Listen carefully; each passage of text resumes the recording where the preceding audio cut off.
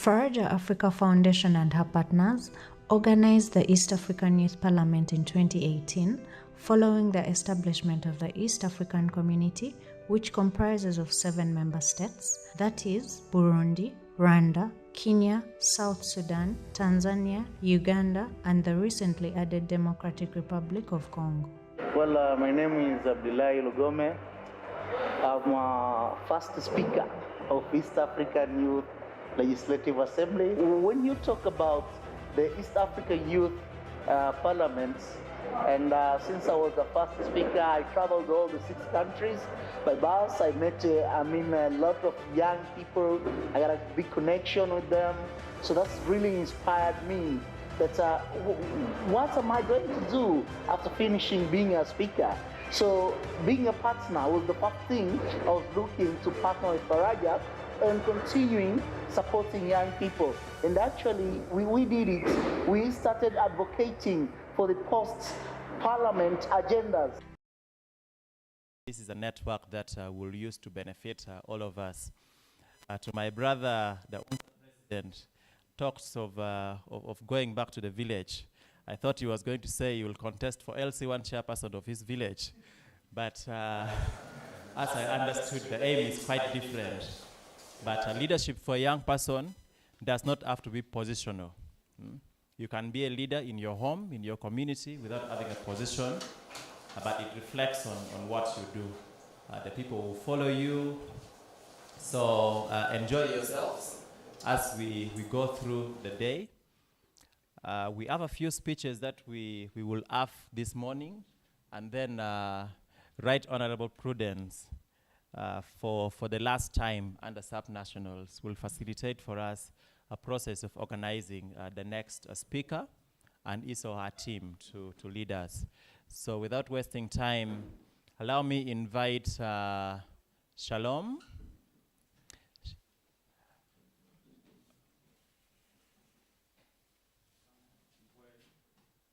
Okay, go ahead.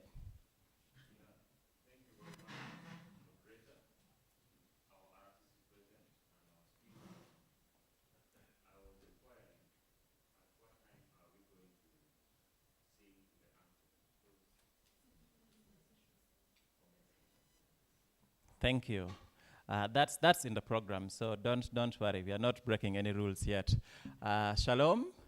Shalom, you're most welcome to give your opening remarks, but also I expect for you to talk a little bit further about Faraja and the gathering that is happening.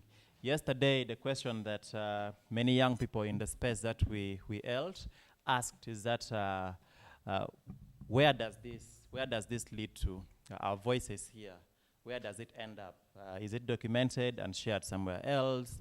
But many of the participants were looking for relevance, and also they wanted to be secure, knowing that their voice is not just ending in this room or on TV.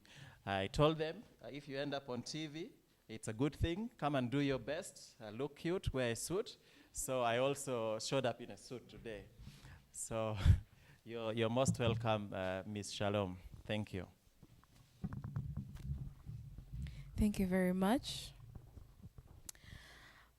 My name is Naura Shalom Chantal, a program officer at Faraja Africa Foundation, in charge of governance and democracy. Protocol observed, I greet you all. And I thank you all for coming, even for the numbers that are overwhelming. It shows that our coordinator, our mobilizer did a good job nonetheless, and we really appreciate. So one of the questions I've been hearing in the corridors is, who is Faraja and what is Faraja? Faraja is a youth-led organization. As you can see, most of us here are the staff. We are in between the ages of 18 to 30. We work and we come together to make sure that we have meaningful youth participation in all decision-making processes at the community, at the district, at the national, and at the regional level. So what happens with the Sub-National Youth Parliament? Here we come here together to debate and talk about what is exactly eating us in our communities. We go around different regions collecting these ideas, these motions, these issues that are concerning the youth out there, and then we get to table them to the Speaker of Parliament when we are having the National Youth Parliament, which is in line with the International Youth Day. Because as you all well know, we have one youth day in the year, and this year actually, if you check on your internet, it's a very long theme, but it's more about food security, and that is something I noticed that is on your order paper, which was adopted.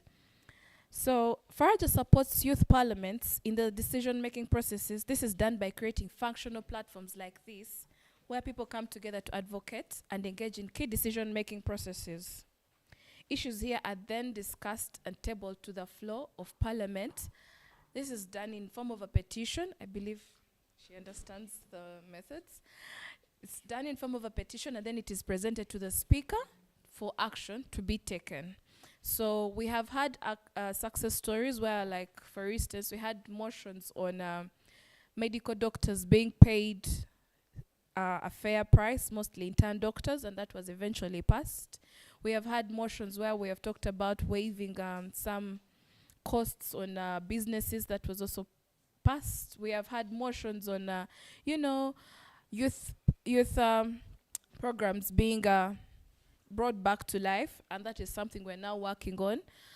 As you well know, it is not a one-day thing. This is something we keep doing on and on until our voices are eventually heard and are eventually put out there. So we only request that we do not politicize this. Let's not have politics played in this, and let us come to make sure that our issues are actually talked about and they are mentioned, and to make sure that our issues are actually taken up there, not for it to only stop here. And even if after this, kindly, let's not politicize this. Is that clear? I believe so. Other than that, I'm not working alone. I have my colleagues behind there. You will see them. I am supported by GIZ. I'm supported by Action 8. And this was mobilized by our main partner, #Gulu. Thank you, Mr. Okot. This was really good once again. And yes, nonetheless, I wish you all the best. Please make sure you don't leave any stone unturned. Let's have everything talked about, and let's have our issues discussed. And let us see that these motions are tabled at the National Youth Parliament on the 9th of August.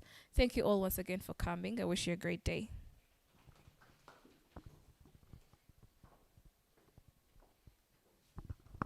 Thank you, Shalom. Again, allow me bring another person from Faraja who will share with us more into the debate. There are quite a number of first-timers here, but also I believe this benefits those who have attended before and have struggled with debate. You might know debate, but there are different formats of debate, and this is a parliament.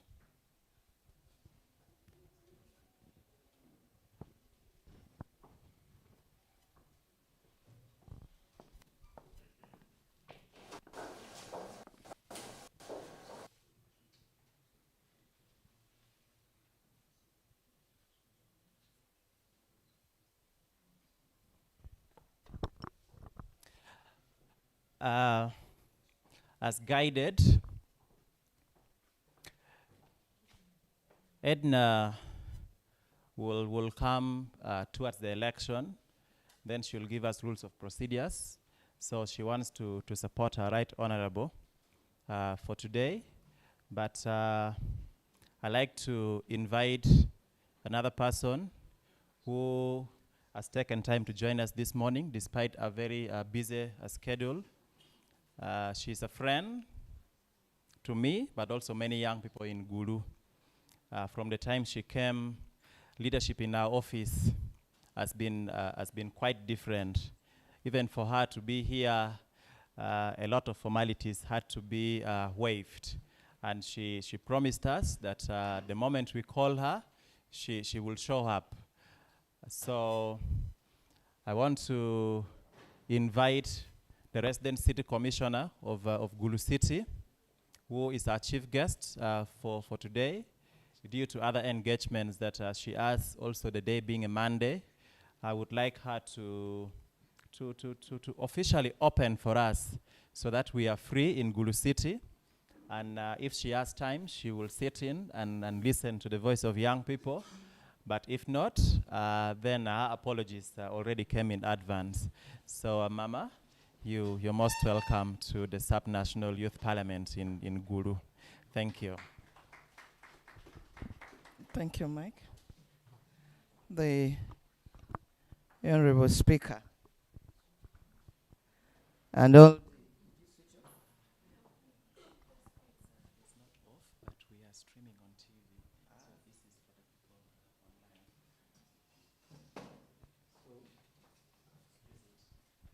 Okay. I had already saluted the Honorable Speaker and the Honorable members and all those who love the youth who are here. Good morning. My name is Jane Francis Amongin Okili, and I am glad to be here. Michael, thank you for the invite, but I also wanted to warn you. Can I have his attention? Mike.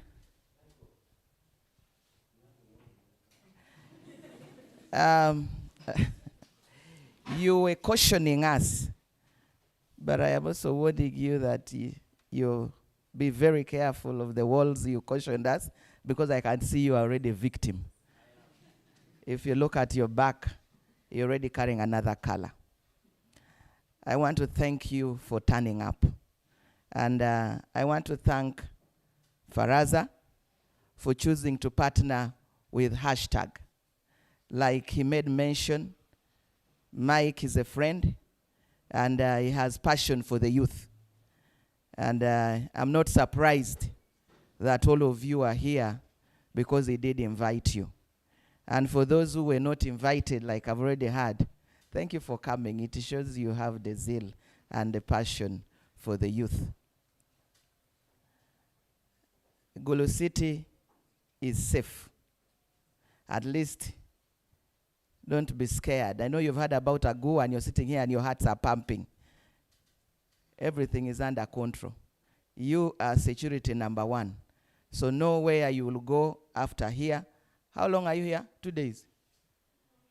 1. But I know you're not going back. This is the 3rd day. Yes. So just know your neighbor. You know this place is also full of milk and honey. Those who have come from Karamoja and Lango, they are very beautiful girls here and handsome boys. So just to know whom you're going out with, and you will be secure. I want to thank the youth for whatever you're doing in your youthfulness, for those who are doing the right thing. When I was invited, when Mike told me there was a regional youth parliament in Gulu, I was like, okay, this is the opportunity to talk about the youth with the youth. Nobody understands you better than yourselves. The more you're organized, the more you bring out your issues, the better they are understood. It is my prayer that whatever you're going to deliberate here is captured and discussed at the national level. Let's not be personal. Remove politics from what you're going to discuss and speak matters that cut across. The government of Uganda has the zeal. The government of Uganda has tried. No wonder your numbers are bigger if we look up the preliminary results from UBOS, that the youth are almost 70% of the population of Uganda, meaning our policies of immunization are working. You're no longer dying at birth. You go through toddling, and even seeing the disabled that we used to see when we were growing up is no longer as common. So meaning government is trying its best. Government is also trying to support the youth where they can.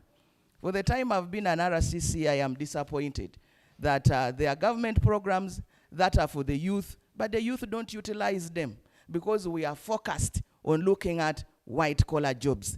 That mindset is still within us. So as we talk, let's also look outside the box. We have youth who are doing very well in business. We have youth who are doing very well in other fields. But some of us want, I want to work, I want to sit in office. As long as we still have that mindset, then we will continue crying of being jobless. A youth livelihood program is here for the youth. But ask this youth from Gulu. I don't want to speak for other parts. They never utilize the money. They put it into what they know themselves. I am running up and down with the myoga. If you go to other regions, you find people utilize the myoga. They are doing business. They are prospering. But in this region, it died on arrival. Some of the youth, you are even forcing them to come and pick the money. The journalism circle, for example. The journalists never picked the money. The money was there. So what is it? Avoid wasting your time being used to fight other people's wars. We waste a lot of time now with social media. You are there. You're put at the front line. This is the time you have to make your name.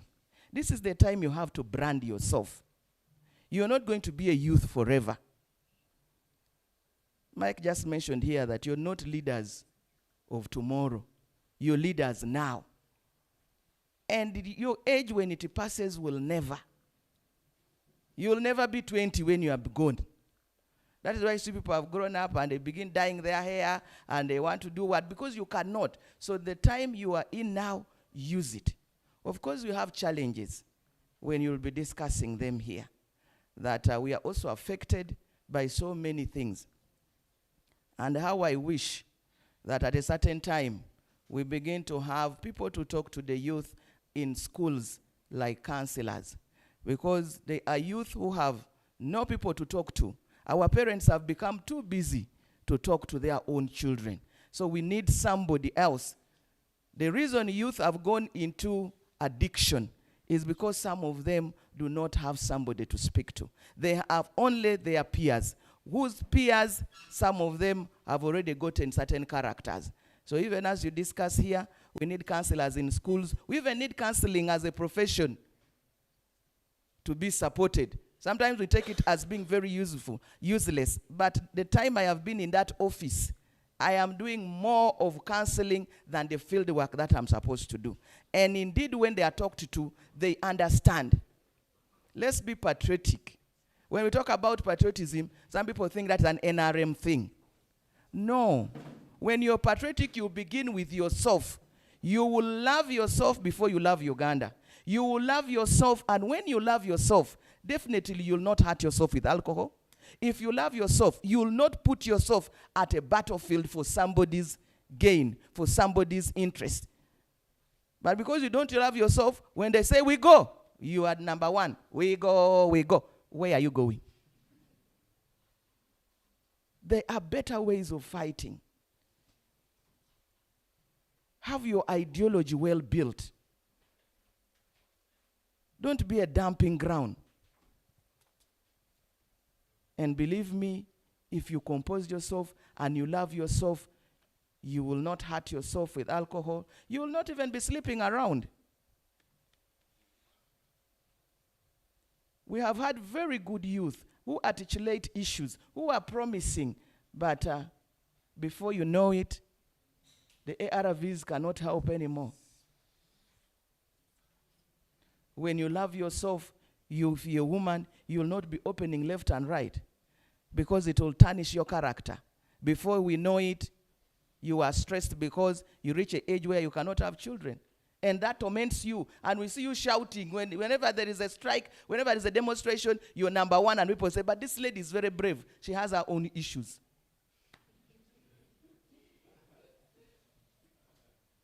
So love yourself. And this future will have everything for you. And respect those in authority. I have seen some of the youth being very disrespectful. It doesn't matter whether you support that person or not, but respect the position.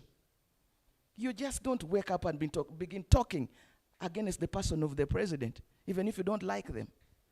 Against the person of a certain minister, even if you don't like them. There are better ways of presenting your issues for the particular action, but not the person in that office. So me, I was invited here to actually open this meeting. But as a mother, I felt I say a few words such that when you're discussing here, let's discuss for Uganda. In Gulu City, we have Agu, and these are youth who are failing to find their feet. But we blame them so much when we don't know them. I want to thank Michael because he has given me an opportunity to keep interacting with them. And indeed, when you interact with them, you just find that some of them are just disoriented ideologically. And now we need to put them somewhere. If we can have a rehabilitation center, either at least rehabilitation centers regionally, because some of them are so addicted that they have misused drugs that even if we carry them and take them to these skilling centers, it cannot change them. Their mind needs to be worked on first before we take them for skilling. Their minds need to be worked on first. Their psyche needs to be worked on first before we give them jobs. Because some of them, we've even given them jobs, but they run away, or they become thieves in the places you take them to. We have girls on the streets who, even if you picked them, they call it hustling when they are doing their thing. Even when you pick them and take them to your home, they run away in the night and they go and do what they think they know better. But all this, they are doing it because there is something in their psyche. So look at those options, come up with the policies, come up with resolutions that you're going to resolve here, and we see them up there and something comes up. I think I have spoken more than what I was supposed to speak. I am sorry, Michael, if I've gone beyond the time, but I am not going to be here with you till the end, much as I would have loved to be here. So please, let's discuss from the heart. Let's discuss from love for Uganda. And I know that whatever you're going to deliberate here, majority of it will be discussed in Parliament come the day when the Youth Parliament sits. I say all this for God and my country. Asante sana. And may the best candidate win the speakership position. Guys, we can do better than that. So let's give a befitting appreciation. Mama, I was waiting for you to force me, all the young people in this room, to come for that money. But to come for the Emega money, you said you have been forcing people. So if you may, please force us to come. We can form a circle very quickly. No, these circles already have their criteria, and most of you are in it. That you are a carpenter, you are a boda, you are a journalist, you are so many things. So the circles are already there. Just join one and you get the money. Recently, they've even added them more, 20 million. What do you want? 200 million to start a business? People have started business with 1 million. There is a journalist I will not mention who picked his and is doing very well in Kitgum. So don't wait for 50 million to start a business. You can start that small. And if you're from Gulu City and you're really interested, I am always in office. Rachikara, what are you doing in Amur? Have you done something? So next time you don't have anything, don't say that you come from Amuru and associate with me. Associate me with where pocket is. Not so. Even PDM, you guys qualify. As long as you don't have, you are among the 39%. You can get the money and start somewhere. Cindy? Thank you. So if, like me, you don't have, join me and we walk to our office tomorrow. Colleagues, I have been told the number of people who are contesting for speakership, and it's not only alarming, but also worrying.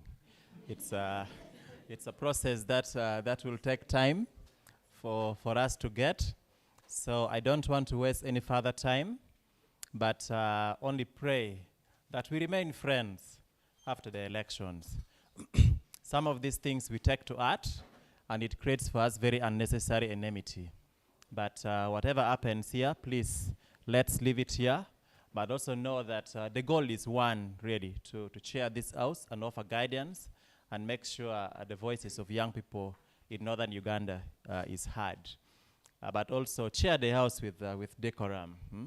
So now I think I would like to invite Edna, Mr. Edna, Mrs. rather, Mrs. Edna Wabire to come and take over this session, and she will be assisted by Right Honorable Prudence.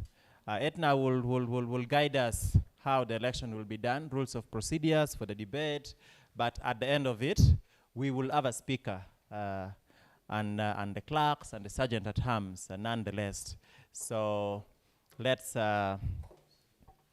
do our best, offer your best, and I hope you win the trust of your colleagues, and may the best candidate win. Thank you.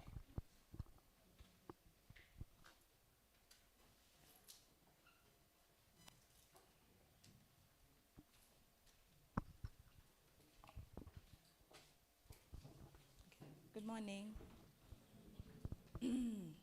My name is Edna, as they've said, and I'm here to before we vote, I just want to tell you the rules of procedure. Yeah? She will be guiding me because she has headed the house. Me, I'm just here to brush at the top. If I forget, I will invite you, Prudence, to remind me. Okay, so we have been running this parliament, and this must be the 5th or 6th year in Gulu. On Friday we were at West Nile, and the young people did very well. They heeded to the rules of procedure, so I'm expecting the same from you. And we were in Pakwach, which is not a city. Hoping here, you guys who are city, you'll be even much better. So when the session starts, the speaker, sorry? You can't hear me? No, the purpose of this microphone is to share sound to the stream, whoever is watching online. So here in the room, you have to hear from my voice. So if I'm very low, tell me to increase, right? But I feel like I'm high. Sorry? Oh, okay. So when the speaker is chairing the session, they're going to be assisted by 2 clerks and a sergeant at arms. The importance of the clerks, one of them is going to be a note taker. Note taking is just like writing down the resolutions and discussion. Then the other clerk is going to be sort of like an MC, speaking for the speaker, in case the speaker doesn't speak, and following the agenda, the other clerk. Then the sergeant at arms will be responsible for taking out anyone who does not adhere to the rules of procedure. Or if the speaker says, take out this chair because this honorable, because they're not seated well, it is their house. We normally see videos of Right Honorable Anita calling MP stupid, and we feel insulted, but it's her house. She can use any language she wants. The speaker is the only one who's allowed to use such language. But you honorables, if the speaker even feels insulted, or that you have insulted another honorable, you go there and they take you out, they take you out. But hoping we'll have a speaker who's who's cordial. Then the sergeant at arms will do that. Also, if you want to pass on a message to the speaker, as a member of the house, you raise up your hand and ask for a point of order, which is never denied. But I'm requesting and advising that we don't spend a lot of time asking for point of order. The reason why it's never denied is that we assume that your point of order might be, Speaker, there is a cockroach which is going to eat you, or there is someone who's going to kill you. So if they deny, they might die, or the cockroach might disturb the session. But hoping that your point of order will be, the point of order will be very minimized. Then another one is point of information. This is when someone has been on the floor of the discussion, and you want to add information to what they have said. Or even during the debate, you're like, I want to add something. Another one is a procedure issue. That is when you see that we are not following the order paper, or maybe they have not voted on a motion, maybe they have forgotten to second the motion. You can give a procedure issue. But to give a procedure issue, you should be abreast with the rules of procedure. You should also be abreast with the order paper. Yeah, so those are the ones that are accepted. Yeah, because others you're going to waste so much time on him. So when a mover comes here to read a motion, they will read the motion and the motion will be seconded. So any suggestion you have, for example, I recognize that the order paper could have changed, yeah? For example, if you want to adopt this new order paper, it has to come up as a suggestion, a motion. Someone has to say, I want to move a motion to adopt a new order paper. And this is what the new order paper is like, yeah? And it has to be seconded by 2 people who he has already discussed with outside of this parliament. You're like, Honorable Prudence and Alex are going to help me to, and Mike, sorry, are going to help me to second. So you come in here, speak your motion, and then it has to be seconded by at least 2 people in this house. Even still, the movers, Honorable Richard, you're going to have 2 seconders who I believe you've already spoken to outside this house to second your motion. Immediately after it has been seconded, Honorable Richard will come back and defend his motion. And he'll give us a reason why he's passing a motion on the calling upon the government to set up a land review commission for Northern Uganda to address rising issues of land. He will be telling us how does it affect us youth and how does setting up a land review commission help solve this problem, yeah? Then after that, the speaker will announce that the motion, that the floor is open for debate. And when the floor is open for debate, we'll have opposers and proposers, quote unquote, but truly it's people who are for or against the motion debating. This normally takes, the whole debate normally takes about 5 minutes. We are hoping that each motion will take 30 minutes so that we don't spend a lot of time here according to the program. So that's what will happen. After the whole debate, we shall have Honorable Richard come back to convince you guys to vote on the motion. He'll come back and say, okay, we have heard from maybe the opposers, don't call them opposers, opposition, or if someone opposes your motion, you try to defend yourself and convince members to vote you for your motion. Honorable Richard will come back and close on that motion. Immediately after, the speaker will, the clerk will announce that now we are going to vote on the motion, and then the way they vote in parliament is using aye or nay. When they say those who are for or against the motion, say aye or nay. If you're against the motion, you say nay. If you are for the motion, you say aye. The loudest sound has it. I'm not saying that you should stand up and raise up your hands and they will chase you out. But the loudest sound has it. The loudest sound always has it. That is on motions. And that's what happens for all the motions, yeah? Now, for the election, okay, at the end of all the motions, the other clerk who has been taking notes is going to review all the resolutions that have been discussed in this house. Don't leave a motion before you resolve. If the speaker forgets, we are praying that the speaker does not forget, you have a right to stand up and give a procedural matter about forgetting to have resolutions on a motion. Resolutions are sort of like alternative solutions to the problem we're trying to solve. For example, the review, motion 1 has setting up a land review commission.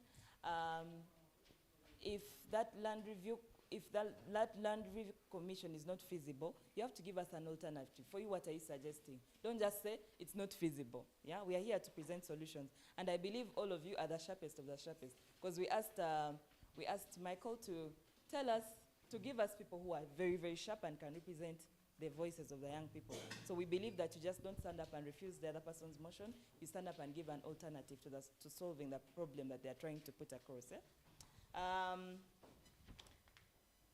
Yes, then adjournment. Now, election. This is how the election is going to be. You're going to stand up, someone's going to stand up and nominate. When the person is nominated, they have to accept nomination. After accepting nomination, they have to be seconded by 2 people. When they're seconded by 2 people, they will be fully nominated. And that goes on for about 2 or 3 candidates. Okay, whatever number, yeah? But you who is in this house, you have a right to stand up and suggest a motion to close nominations. You should be seconded by 2 people. Every time you stand up and you're going to suggest a motion or to move a motion, you have to be seconded by 2 people. And that motion has to be voted on. Yeah, that's how it is when the house has started. Yeah, no movements are allowed. And the rules, even if the Right Honorable Speaker says, I'm not going to allow anyone to drink water, you're not allowed to drink water in the session. It's their house, they have decided. If they say everyone, if you see you on the phone, we are taking you out. I'm not saying that you should be a dictator as a speaker. You should be for the people, but it's your house, they're your rules. Yeah, that's basically, those are the rules of procedure. I don't know if I've left out any Prudence. Not really. So now me and Prudence are going to have the election. Prudence, by you running this election, you're not going to vote. Okay. I think our team is not going to vote and our partners are not going to vote. You're also not going to vote, Madam Honorable? Okay. So now we are going to start, sorry? Yes, now we are going to start our session of voting by counting. We want to know how many people are in this house who are eligible to vote. And we will not be allowing anyone to enter when voting has started. Yeah. Okay. Then, if we call you up as a candidate to introduce yourself, do not campaign. It is when we have called you to campaign that you campaign. That is me, the issue. So we are going to have a loud count so that you don't think that we have added numbers. We're going to say 1, 2, 3 until the last person. So we're going to start from you, Honorable. 1, 4, 5, 6, 7, 8. The one in the corner?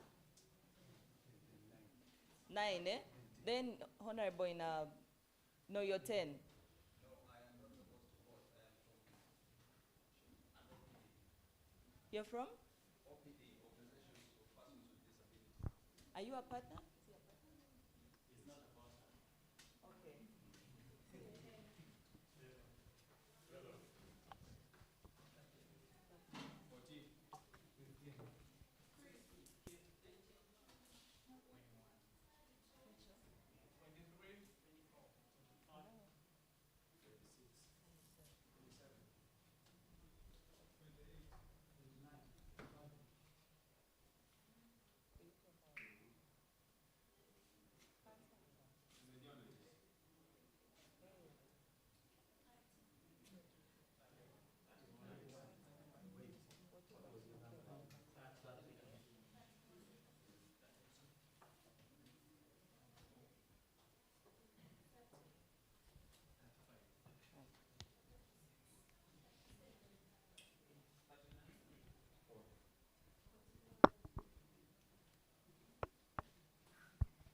Yeah, 41?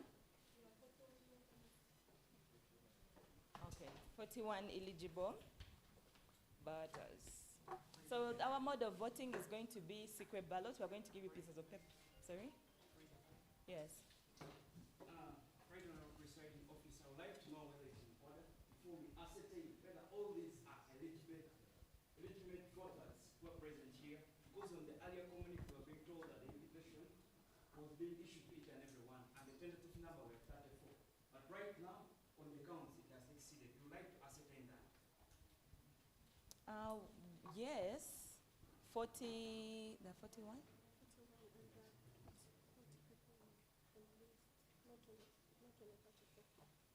There were 40 people on our list, on our invitation list. That means if it exceeds one person, it's not as terrible. Yeah. No, don't worry. This is what's going to happen. Don't worry. Our invitation list has 40 people. Yeah. That's true.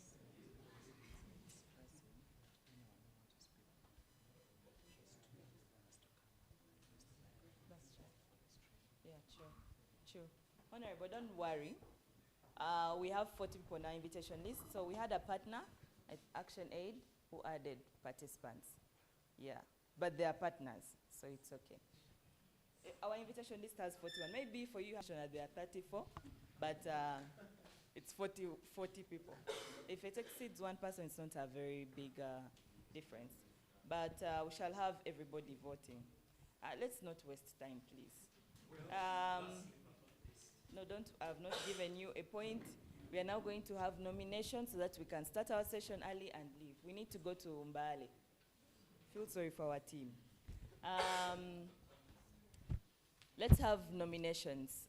Prudence, when they nominate, you'll help me to note down the names of the candidates. Yes? I'm only taking 1 point. The honorable at the back.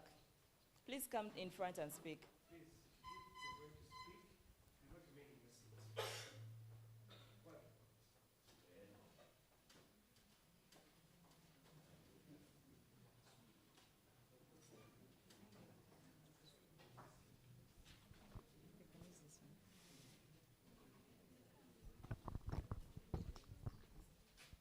Honorable members present, I'm called Onenchan Richard Appeal, the Guild President of East African Institute for Management Science, and happy to nominate the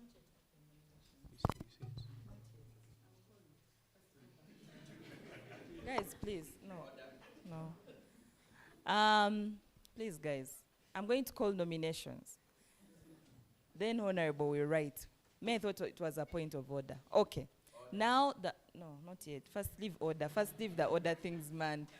I'm not a speaker, so I can, Let's not waste time, please. Let's do nomination. Yes, please.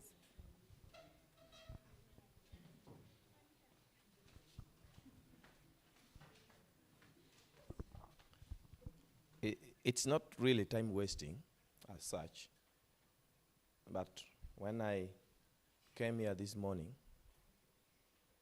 in fact, I forgot to say words of prayer from home. And I thought we would officially begin this session by words of prayer. And also the representative of the president is inside here, and accordingly would sing national anthem, just for matter of formality. So I am asking, is it in order to do that? Thank you. Yeah. So the session hasn't yet started. We are going to have the national anthem when the session starts. Guys, please, let's not waste time.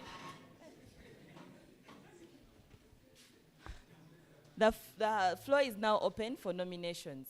Honorable, you can come and nominate first. Now the floor is open.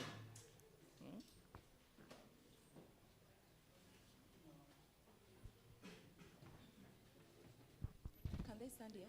Yes, stand here,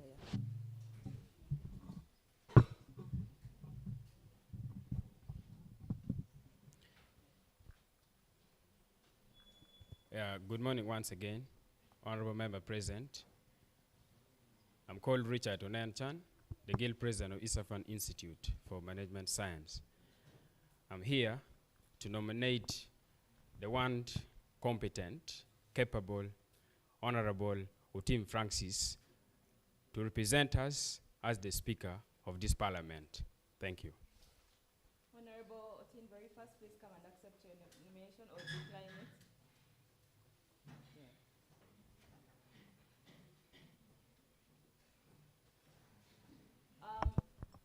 Before Honorable you come, can we have some seconders, 2 seconders, to second the motion? Can we have 2 seconders to second this nomination? Please come. Seconder, please come. Please come.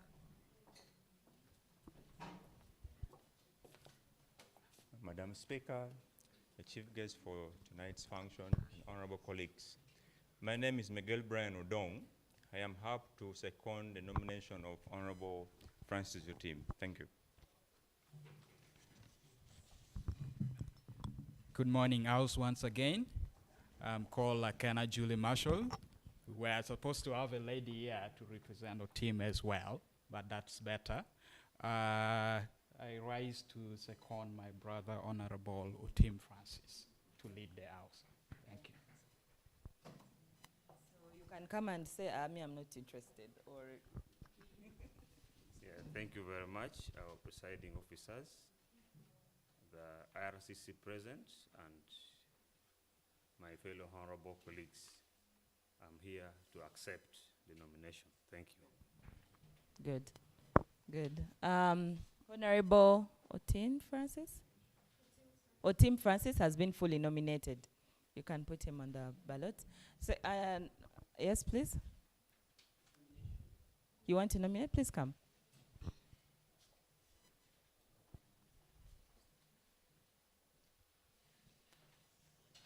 Good morning, everyone. I'm called Anywa Sande, a civil engineer. I want to nominate Honorable Rotomio Brian as a speaker for this parliament. Thank you. Honorable, seconders. Thank you so much. Can we have seconders? Any seconders?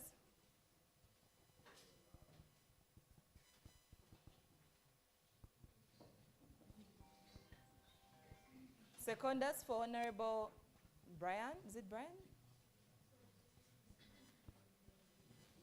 Can we have seconders? I'm going to put up my hand to signal 5 seconds. If the seconder is not there, we go to the next nomination. 5.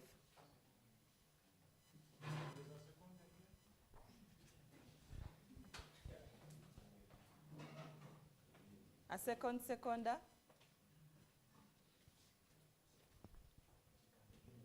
Can start seconder. Thank you, the panel. The name is Gerald Opio. I'm here to second the nomination of Rotomio Brian. Thank you. Okay. Honorable Brian, second seconder.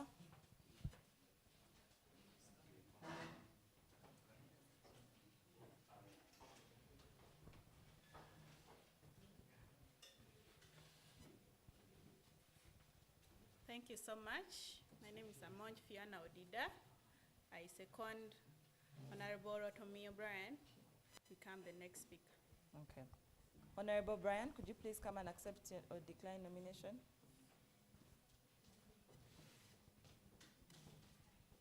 Thank you so much, National Youth Parliament. I accept the seconding, and God willingly, I'll be your next speaker. Thank you. It's okay. Any other nomination? Any other why aren't women nominating? Gender balance.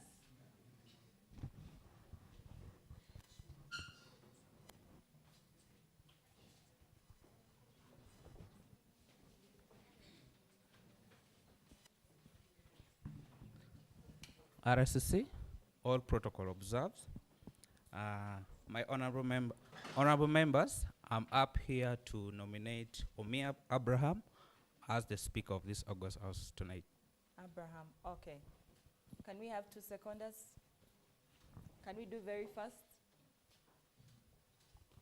Honorable members, the basis of this parliament is not to vote. It's for you to have your issues discussed. So the less time we spend voting, the better for us all. So can we have seconders? I'm going to do my 5 seconds. Honorable Abraham, right? Yes.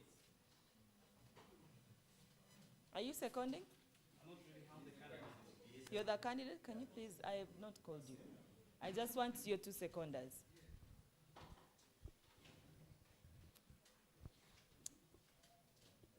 5 seconds. Are you coming to second? Great, please come.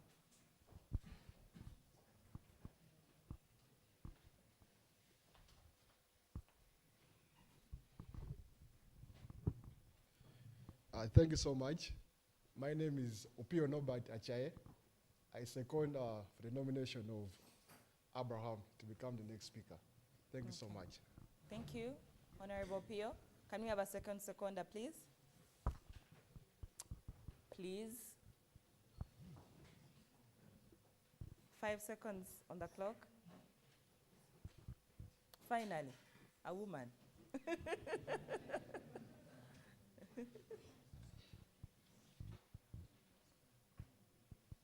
All protocols observed. I'm Ugarasha Letitia. I'm here to second Rotomeo Brian as our next speaker nominee.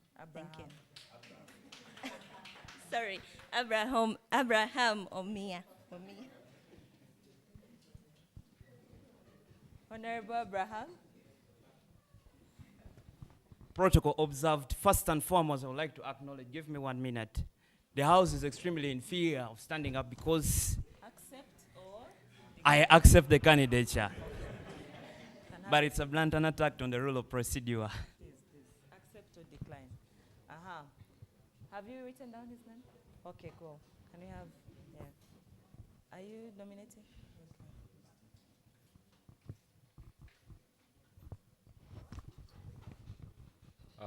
Protocol observed.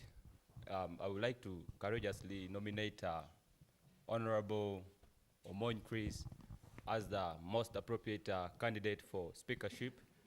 And yeah, thank you. There are so many candidates. Thank you so much. Can we have 2 seconders? 5 seconds. 4, 3.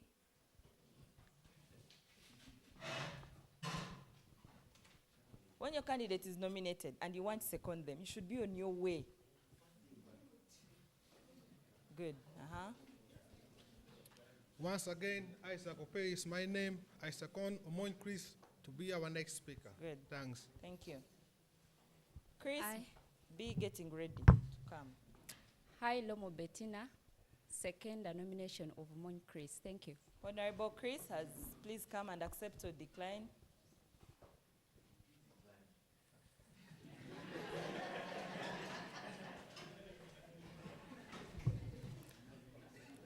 I accept the nomination. Thank you. Thank you so much. Good. There better be a motion of closing nominations. How many candidates do we have? Honorable Chris has been fully nominated. 4 candidates? Members. Please come.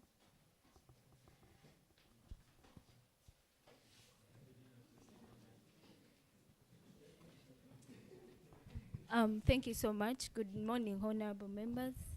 I'm here to nominate Honorable Loki Willie Sam. Who? Loki Willie Sam. Willie Sam. Honorable Loki, seconders. Enga Loki has a lot of people. But I love the energy. Thank you very much, honorable members. I'm here to second Honorable Loki Willie Sam. Thank you. All protocols observed. I'm Lokiru Emmanuel. I'm here to second Honorable Loki Willie Sam for the next speaker. Okay. Thank you. Thank you so much, Honorable Sam Loki. Something, please come. Yes.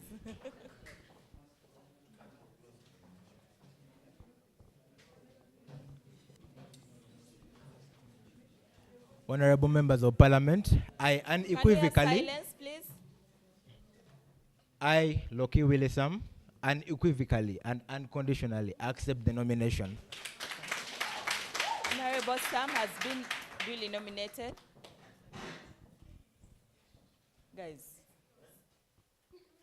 Yes, I, Honorable Kemba Zanita, I move a motion to close nomination.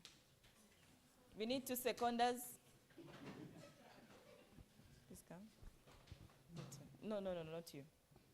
Yes, Honorable. I, Kakanyeri Elisha, again wrote, second the motion to close nominations. There's already someone.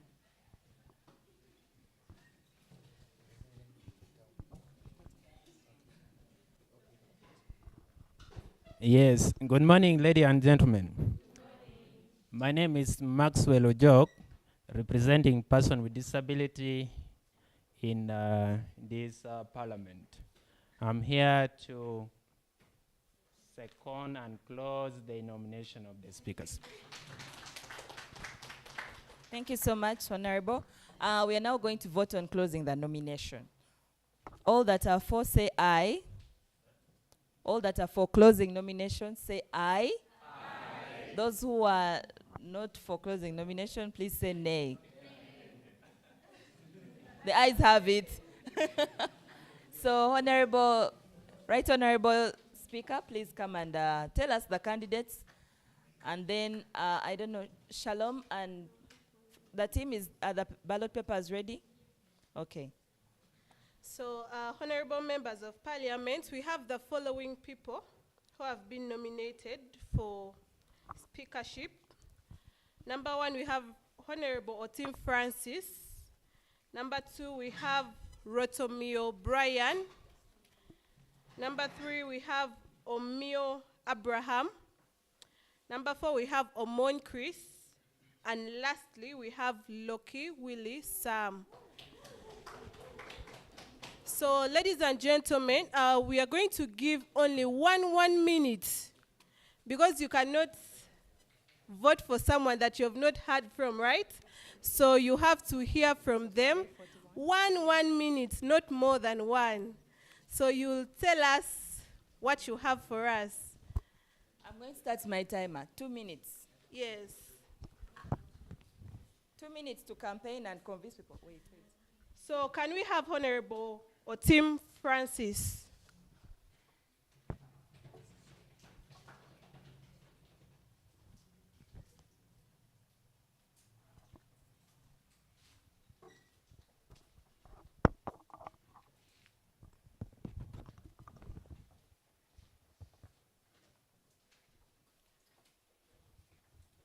A good morning, honorable members, the presiding officer, our chief guest present, and the organizers.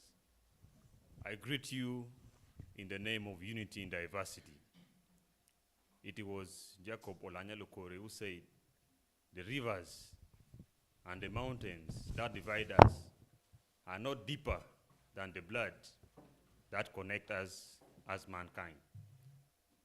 As Francis Otim, I'll ensure that I work with everyone, irrespective of their class, irrespective of their status, irrespective of the districts where they come from, but all in the bid of mobilizing all the useful resources that we have in this house for the betterment of the young people in our country. I promise structured debate, debates that have clear resolutions, debates that the National Parliament can take up our resolution easily. Secondly, oversight roles shall be done to the highest level.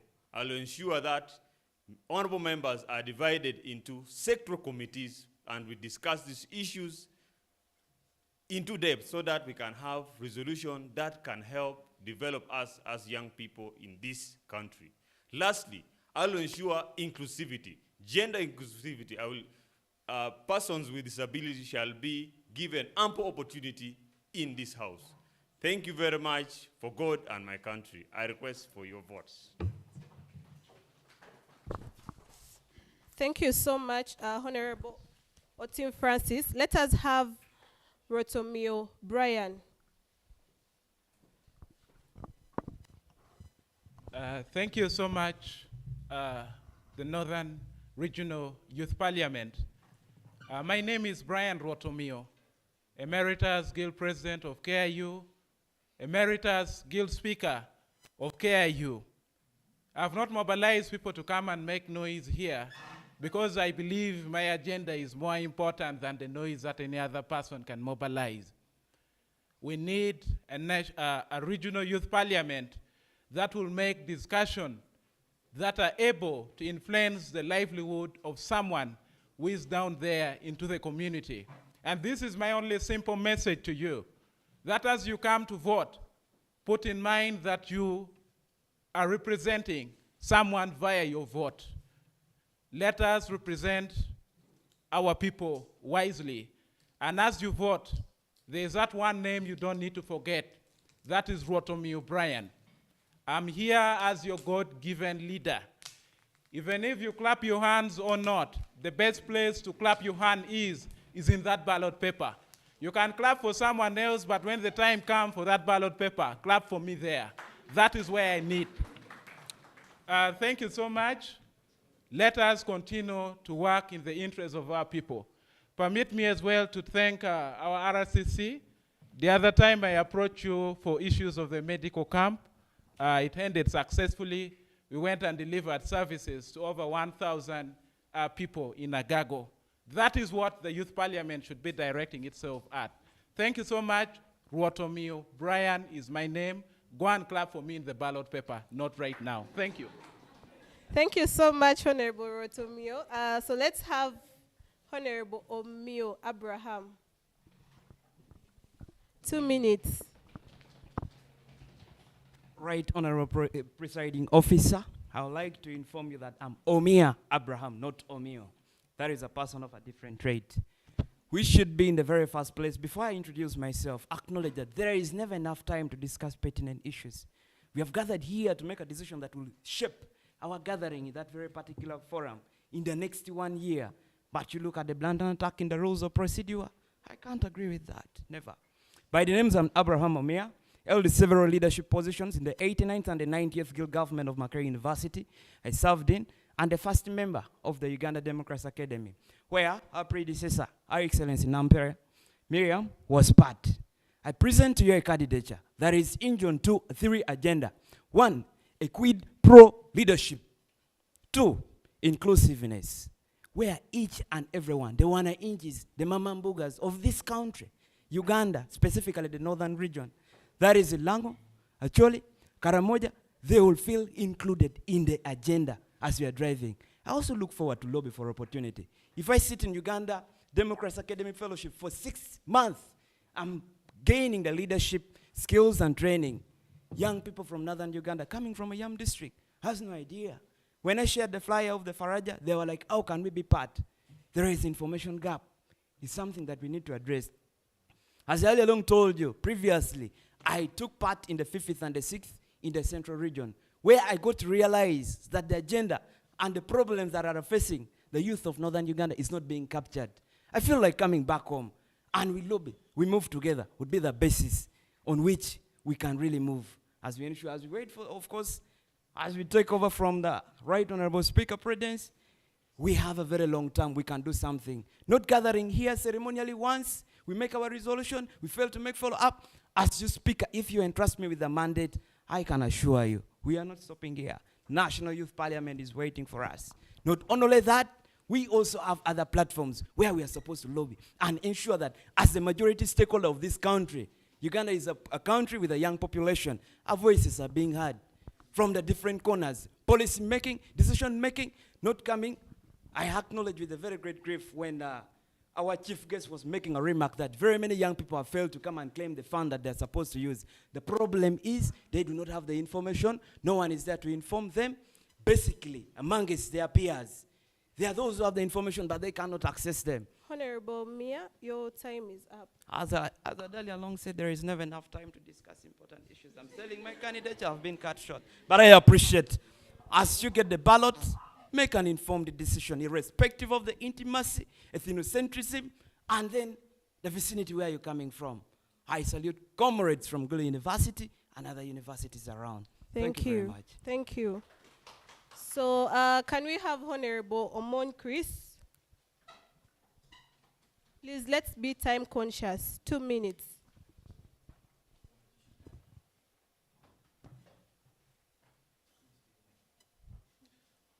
Ladies and gentlemen, I'll never get tired to be the voice of the voiceless youth in northern Uganda. 12.4% of the total population of Uganda is people with disability. Way back 2022, in our village, I met a lady, was pregnant. This lady couldn't walk into the labor pain. The nurse was insulting her. Because of her weaknesses, leaders has failed to come and support them. I would like to promise my people with disability, I am going to be your voice. I am going to represent you. Imagine how you are suffering coming here. If this was a right standard, they would put a paver that could support you to make you come here. But as a leader, I'm not going to let you out. I'll fight for you. I'll make your right to be seen. Imagine that lady had to give birth outside, how painful it is. As a leader, I felt it so bad. Ladies and gentlemen, I am not here to speak a lot of words. People who speak forests of words are always people with no action. I would like to promise you, when you trust me this year with your votes, I will ensure that we should have a better youth council. How? Let's take into the youth council of Northern Uganda. Particularly, let's look at Gulu city at large. We are leaders with just names. We are leaders with titles. Nothing that we are doing. Because one, we lack what you call orientation. We are not being orientated on what we are supposed to do. Two, we lack what you call sensitization. We have leaders who comes in office. Anyway, allow me to break a bit. I would like to give you types of leaders we have in our country. One, we have leaders that they call themselves deal makers. But I'd like to assure you, if you let me Honorable, you have 30 seconds, so use your time well. Ladies and gentlemen, House at large, I don't want to waste a lot of time, but no, Omon Chris is the right speaker to vote. Please don't forget Omon Chris. Just let it be ringing on your mind, Omon Chris, and later on we shall win. Waiting to sit in the speakership. Thank you. God bless you. Thank you so much, Honorable Chris Omon. So let us have the last contestant, Honorable Loki Willie Sam.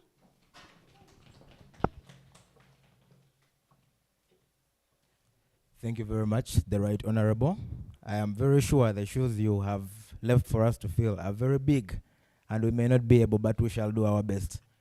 Ladies and gentlemen, honorable parliamentarians, no more than a month ago, the President of Kenya, William Samoei Ruto, deposed his entire cabinet. He declined to sign a bill for which his party was supporting. You know why? Because the youth of Kenya understood that they have the power. Now, the Honorable RCC, I am not saying that the youth of Uganda will demonstrate, but I am saying we shall fight this way. We have received your message, and we shall fight through intellectual discourse.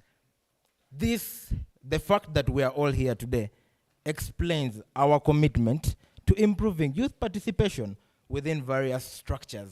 Ladies and gentlemen, as Speaker of this Parliament, I do not request the mandate to do what has not been done or what I have not already been doing. Instead, I request for the ease of an office to make them much more effective. We have had discussions. We have spoken. All our problems are known. The problem is implementation and follow-up. As Speaker, that is what I offer. Ladies and gentlemen, youth participation is the key. And I would want to let you know that today is the tomorrow you spoke about yesterday. So when asked, I would gladly say the time is now. Loki Willie Sam is my name. Thank you so much, Honorable Willie, and all the contestants. We have heard from you, and it is now time for you, the Honorable Members of Parliament, to decide. But before that,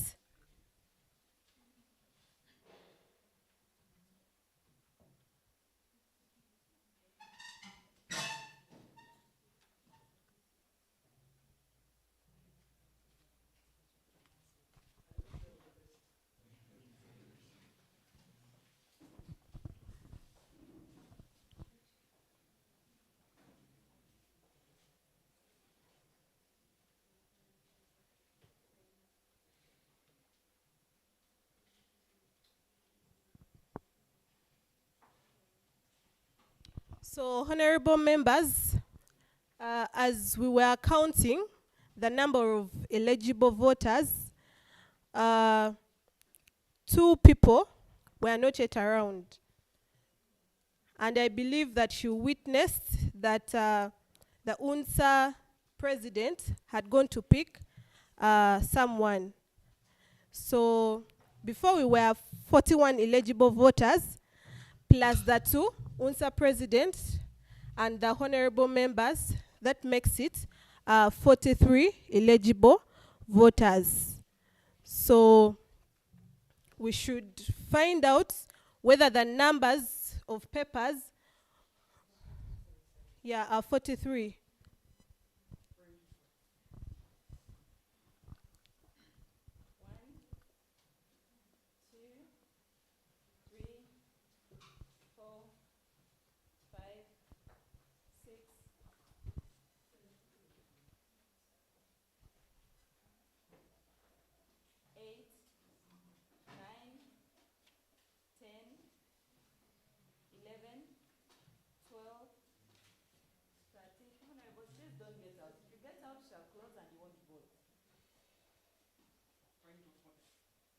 14, 15, 16, 17, 18, 19, 20, 21, 22, 23, 24, 25, 26, 27, 28, 29, 30, 31, 32, 33, 34, 35, 36, 37, 38, 39, 40, 41, 42, 43. There's a honorable who has stepped out. I think a person wants to vote.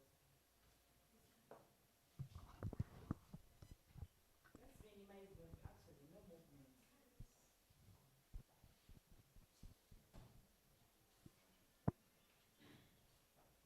So please, if you know that you're not a voter, please do us a favor because we might have not mastered your faces. So do us a favor and then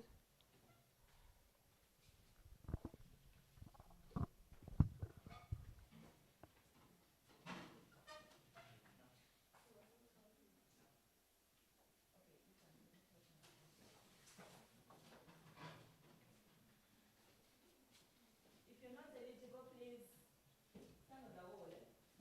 I don't give you a ballot paper. Let's actually step outside if you're not a voter. You too.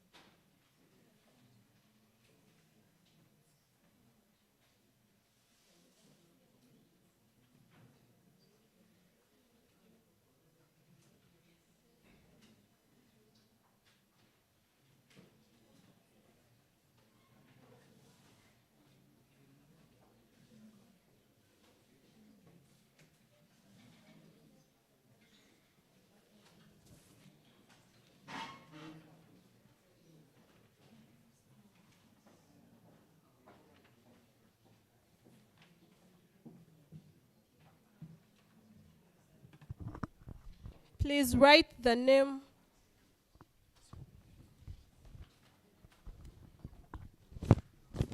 of the person you think can be your next speaker of this house. And I want to remind you.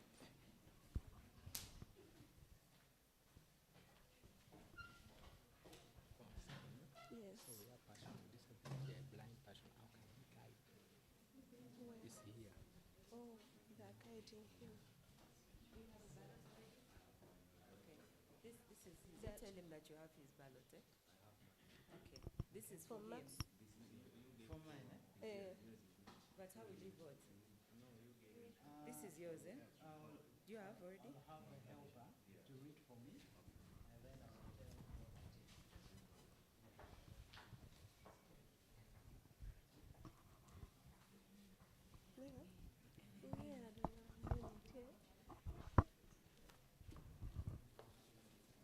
So, ladies and gentlemen, we have Honorable Otim Francis, wrote Omio Brian, Omia Abraham, Omon Chris, and Loki Willie Sam. If you can't write all the names, you can, for number 1, we can use Francis. Number 2, we have Brian, Abraham, Chris, Willie. Or you can even choose to write their surnames.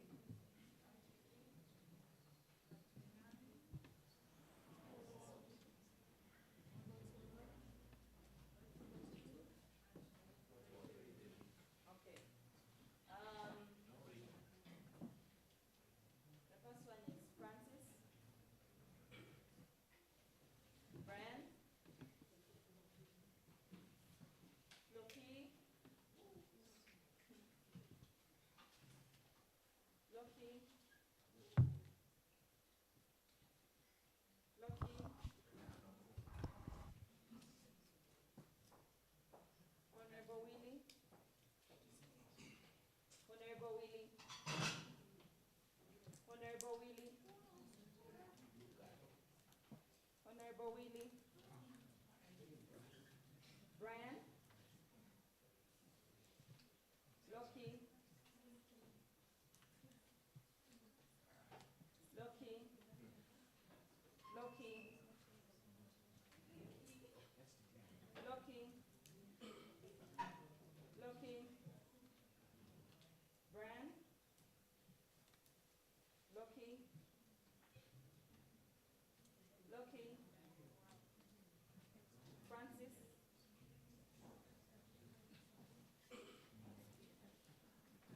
Chris. Omon Chris. Willie. Loki. Loki. Loki. Omia Abraham. Sam. Sam Willie. Otim Francis. Willie.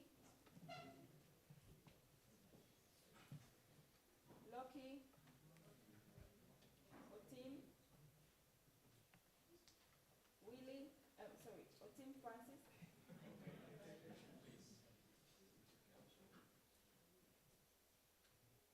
Loki. Am I pronouncing it well? Loki. Brian. Willie. Otim Francis. Omia Abraham. Omon Chris. Otim Francis. Loki. Hey. Brian. And finally, Loki. Can we count these votes, please? Can we start with Loki? We have to know Mnange. Loki might have some enemies. So count with me, eh?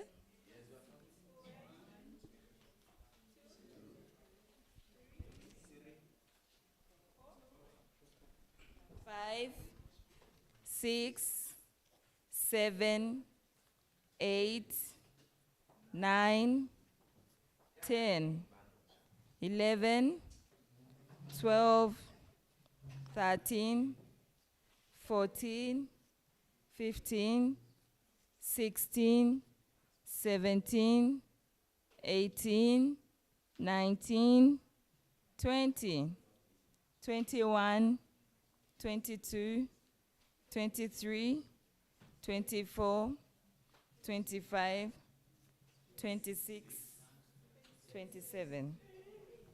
No, 27. Honorable, right honorable. Are you helping me in writing the vote? Loki has 28. 26. 27. Guys, please don't confuse me. Eh? Okay, Otim Francis.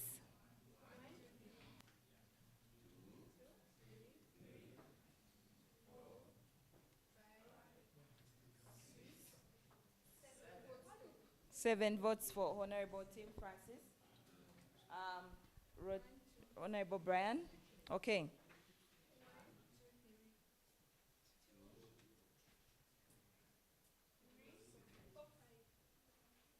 Grow up.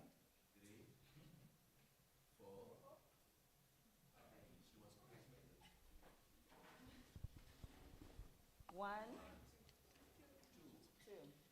Are you being paid for this? Grow up.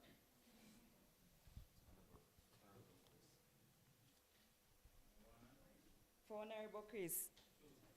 Okay. has 2 votes. Honorable Brian has 2 votes. Honorable Omiya Abraham has 2 votes, sorry. Honorable Brian has 5 votes. Honorable Tim Francis has 7 votes. And Honorable Loki has 27. Okay, Honorable Loki has won the election. Thank you so much.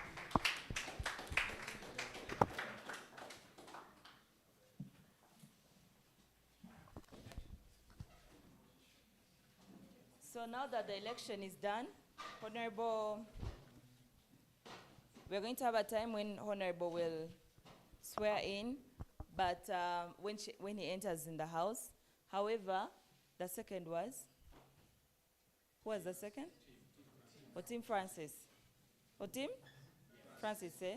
Yes, Honorable Tim Francis will be a clerk, and because of gender balance, we need a lady, as suggested by either the host organization or the outgoing speaker.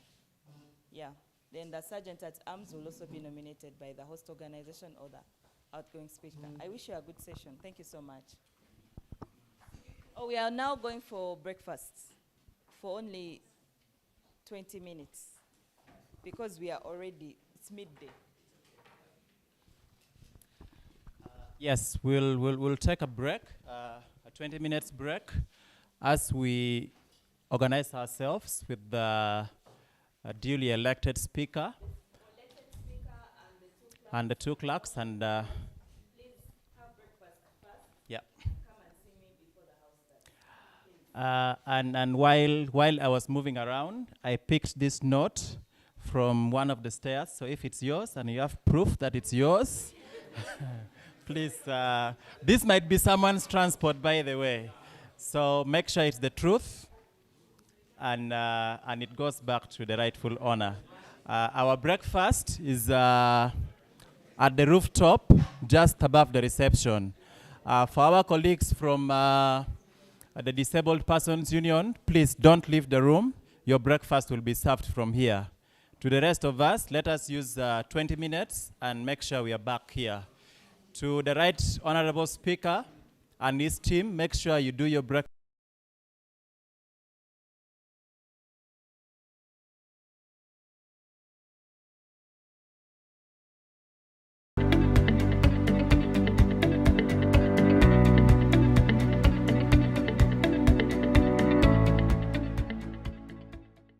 Faraja Africa Foundation and her partners organized the East African Youth Parliament in 2018 following the establishment of the East African Community, which comprises of 7 member states, that is Burundi, Rwanda, Kenya, South Sudan, Tanzania, Uganda, and the recently added Democratic Republic of Congo.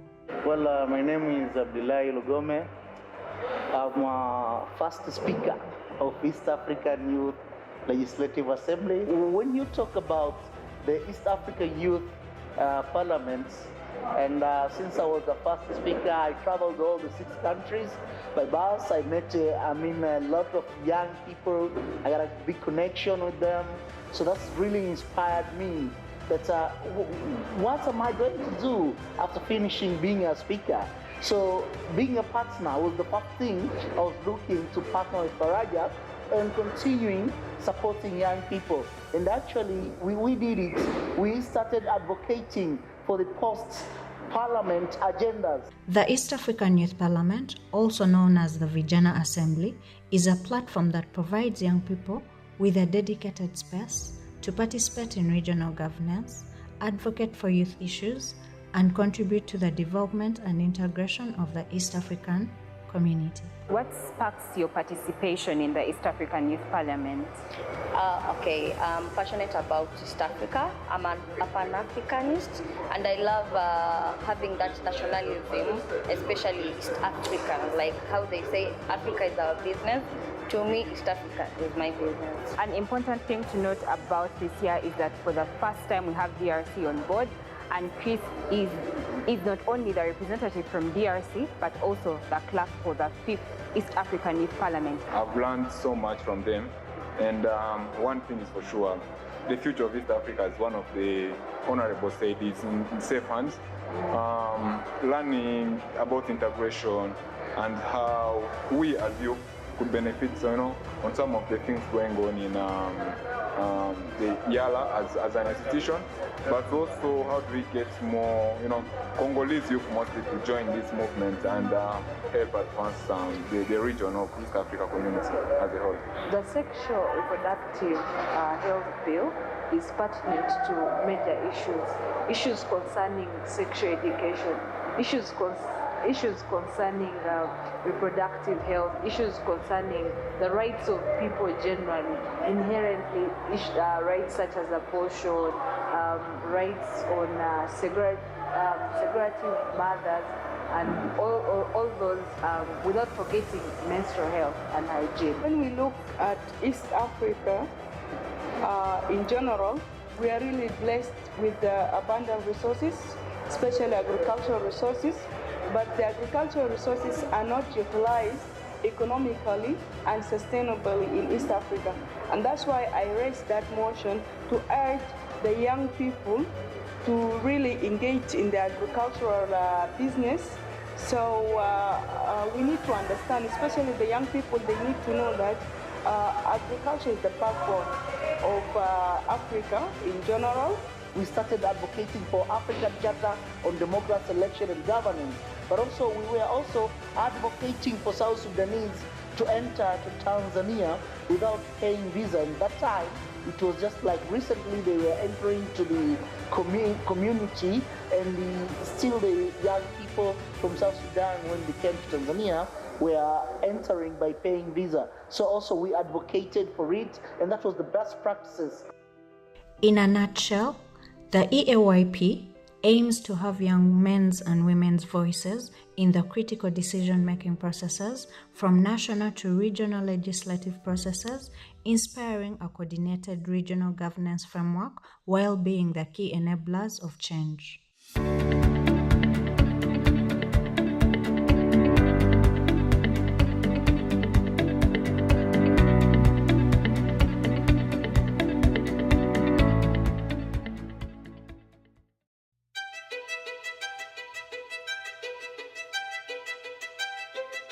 The East African Youth Parliament, also known as the Vijana Assembly, is a platform that provides young people with a dedicated space to participate in regional governance, advocate for youth issues, and contribute to the development and integration of the East African community.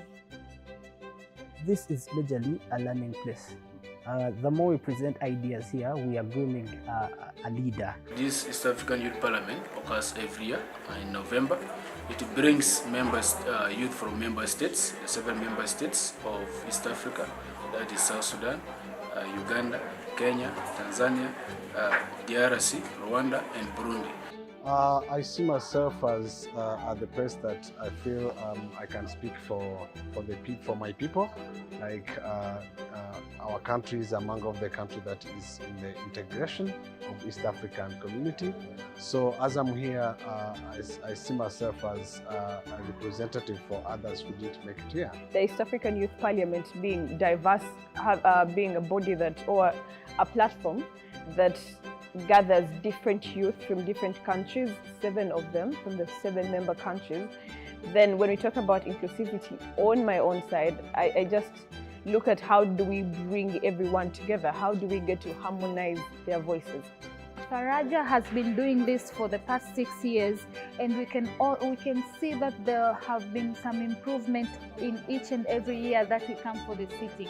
First of all, it's the choice of the motion. Second of all, it's the choice of the people who participate in this youth parliament. You can see that the youth are eagerly and are very much willing to air out their views, and they have researched what they are saying. They are not just here for propaganda or just speaking out of nowhere.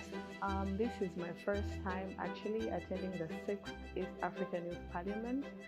I got to learn a lot, getting together as youth, discussing what we're facing and being able to navigate and being able to discuss our problems and how to go about them. During the proceedings of the 6th East African Youth Parliament in 2023, Young people engaged in substantive discussions encompassing a spectrum of motions aimed at fortifying governance structures within the East African community. The motions included fostering the economic integration of youth, advancing initiatives related to sexual reproductive health, promoting regional peace and security, and advocating for heightened environmental sustainability within the EAC. Motion number 1 was about implementing the East African integration and its governance. Now that, for me, it has been delayed a lot. I feel like it should have been done yesterday, and the fact that we had opportunity to discuss it here, I think maybe we shall be able to steer it. We were speaking about how the governance of East African community can take place very quickly. Now, I feel if at all this region is governing itself as a region and not just like countries, we would save lots of money in administration. Within this assembly, the youth formulated several recommendations and issued a collective appeal to their respective governments and authoritative figures, urging concerted efforts to better the well-being of the populace in the region. Of course, yeah, I agree 100%, just because East Africa is people, and among our people it is, there is a big percentage is youth. So it is all about the activity that the integration is about us. So we have to take part, we have to take a role in order to make this integration be beneficial to everyone. Kenya, Tanzania, Rwanda, Burundi, South Sudan, Congo, all of them have embassies in most of these countries. But if at all we were one region and we have just one governance, we would have one embassy. And that all that money that is being spent in about 7 embassies, that would be just one. But also lots of things that are being different. We could pick what is better in Tanzania, pick what is better in Uganda, Kenya, and all of it is together. We are only picking the good, and we have one government of many good things. My experience was quite amazing, meeting people from different countries, exchanging ideas, engaging and debating as well. Today, I must say I'm elated, I'm grateful and happy for being newly elected as the Speaker for the East African Youth Parliament. It is a great mantle, it is a big office, and all I can pledge is to work hand in hand with all the different speakers from all the different East African states that have their speakers, to have us work together and put together the different resolutions. Of particular significance was the acknowledgement that inadequate governance stands as a formidable challenge confronting East African communities, thereby exacerbating more intricate issues within the region. Consequently, the youth underscored the imperative of instituting good governance as a fundamental measure, asserting that this represents the inaugural stride toward effecting positive transformations within the East African context. The same challenges they have announced, they have been complaining, the same complaints they have are exactly the same challenges, the same complaints that we have as ELFI. So it's a pleasure for me to really to announce it officially that we'll have to find a way to work more closely than this youth parliament.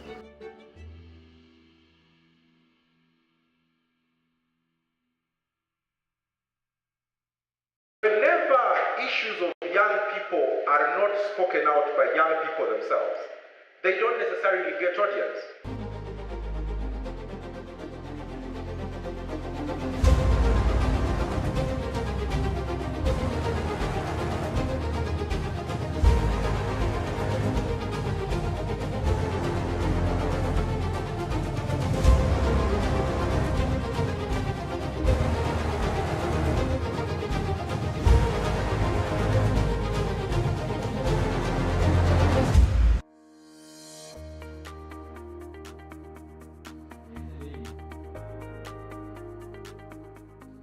This being the 6th edition of the National Youth Parliament, organized by Faraja Africa Foundation. Yeah.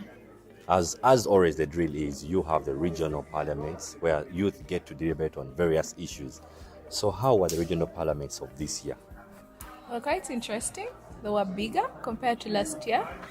Remember, because last year we still had COVID, that was, sketchy. This time around, we had bigger numbers and we had wider participation.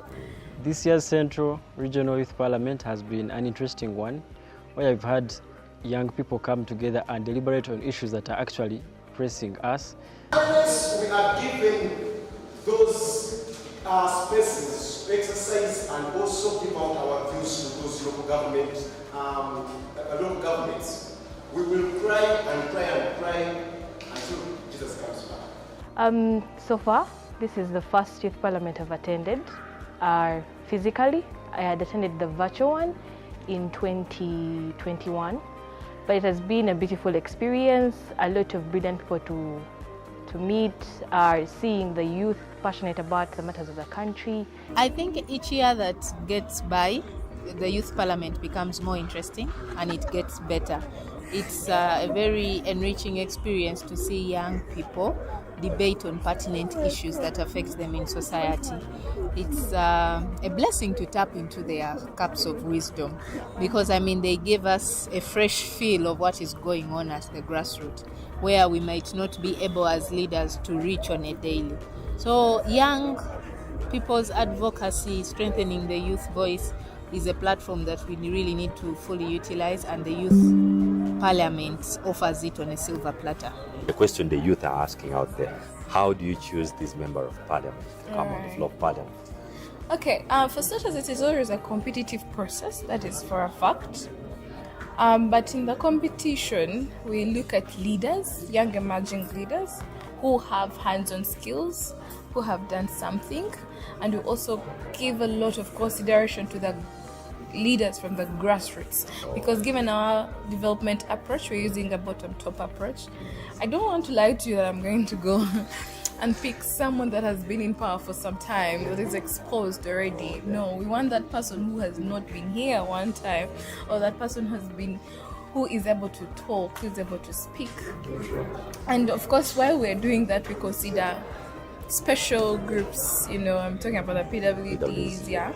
I'm talking about the special groups. We're looking at the women, the young mothers out there, and that person who maybe didn't finish school, but I tried to make it out there. So it's not like we don't want everyone to participate. I also have to have regional balances. We want each and every region. I was so inspired by the sessions. When I was cheering, at some point I got lost in my head. I said, imagine this was the real parliament, because the people were really respectful. Under my guidance, I managed to imagine in 30 minutes, 18 politicians speaking to the point. That was special, and we need to improve this, keep on going with this. Now, one day is not enough for everyone to understand the content of the motions. We tried, but we can only try. So this has inspired me. I want to really talk, say, okay, what are the chances? Can we see, is there any chance that we could keep on these conversations? Maybe even if it's quarterly. Because this crowd, if they have another chance to debate, they'll just get better and better and better. So the issues that were carried out from all these different regions were put together.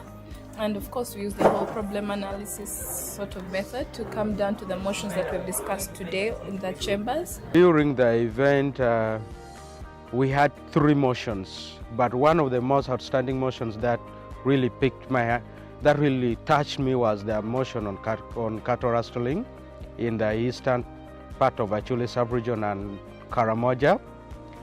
This is something that we have been talking about. We tried all angles, and when this thing was brought, and I believe what we brought out here will again spark fire on the government to at least act.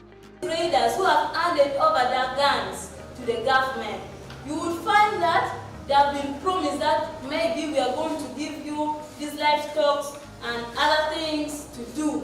Because what the Cajuns knows, most of them they know about only cattle keeping. There should be an alternative of other things so that they don't go around and killing people, taking away their cattle. They should know that without keeping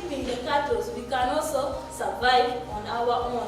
It is not only about the cattle raids that is taking place. As I speak right now, families are leaving their home as early as by 5 p.m. to go to seek for a refuge in one of the nearest places that they feel it's a bit safe. One of them being churches, institutions like schools, just that they can comfort themselves in. Because these cattle raiders are no longer only taking cattle, but they're also killing people. Well, the issue of climate change and then in relation to also agriculture for the young people, that one is very directly related to the young people because climate change and agriculture eventually evolve into a reduction in the quality of life that the young people are living.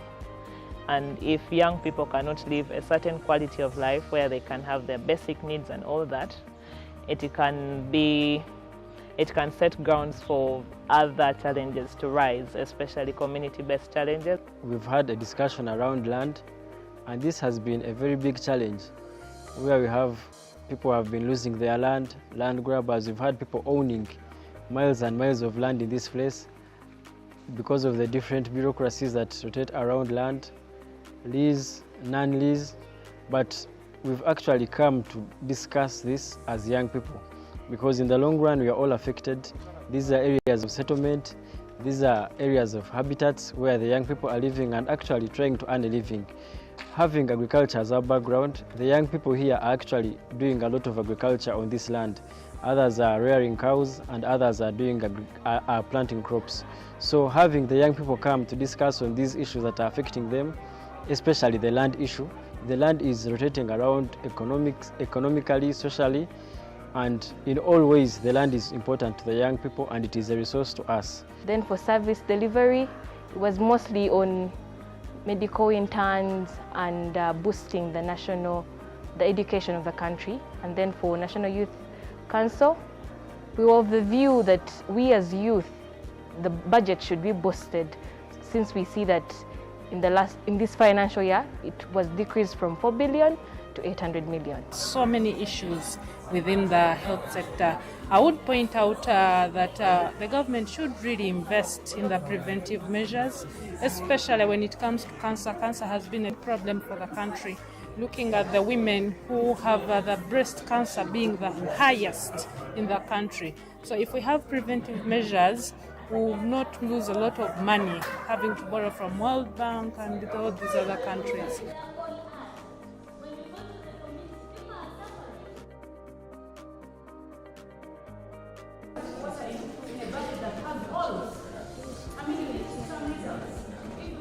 The greatest challenge that I identified is research. You see, when you are invited for the National Youth Parliament like this, you should come well equipped with knowledge, with information on what you are going to debate about. You notice during the debates in the House, there were a lot of challenges. People were challenging each other on information, on falsehoods of speaking this and that. So it is very important that moving forward for the future, young people should always invest their time to research about the issues that they come to speak about. It only does not distinguish them as prominent leaders in the future, but it also substantiates debate better for policy shaping. The theme is in line with our International Youth Theme Day. It's about green skills. So we are trying to advocate for climate change. We also incorporated better livelihood. You know, climate affects us in every sort of way. Green skilling is one thing that we need to push across the divide. Not only young people, but young people are the center of it because we are the drive to sustainability. If we have the young people of today each acquire a green skill, then you can transcend it to another young person. And a green skill does not require a budget. It could be the basics of just protecting your environment, being cautious about environmental degradation, seeing how best we can have as many young climate change agents as possible. For the two motions, the first one was on climate change. That is something very urgent. I'm personally going to take it to the Ministry of Water and Environment. I already have a meeting with the Commission of Climate Change. Wow, you're already working. Yes, we already. I have a meet, not in my office, but as an individual. Wow. So with the guidance of Faraja, I should be able maybe to try and table some of these things. There are opportunities to train young negotiators on climate change. Personally, I negotiate for government on climate change. I was in Germany last month doing that work. There's COP. So all these are training opportunities. We must table them, especially the climate change thing, and continue with the conversation. We are not implementers, but we have to push, learn how to lobby our agenda. The issue of climate change and then in relation to also agriculture for the young people, that one is very directly related to the young people, because climate change and agriculture eventually evolve into a reduction in the quality of life that the young people are living. And if young people cannot live a certain quality of life where they can have their basic needs and all that, it can set grounds for other challenges to rise. The best solution to jungle burning is a subsidization of the alternatives. If government sees fit, then they should subsidize electricity. With the big theme of green skilling of the youth, this addresses the core issue of my generation. We have big population of the youth, not guided, without any meaningful skills. That is why they go into forest and cut everything down for very temporary need. But the big issue is, as legislators, we shall take it upon ourselves that going forward, when a bill comes into the floor, we need a certificate of environmental responsiveness and also bias on the youth, so that every agenda actually affects the youth. To the organizers, this is a very good platform for the young people to express their views, and I hope that once these resolutions are taken high up to the ladders, feedback can be brought back to the people who initiated the conversations, and they can understand how their submissions fed into the national. To the organizers, this is a very good platform for the young people to express their views.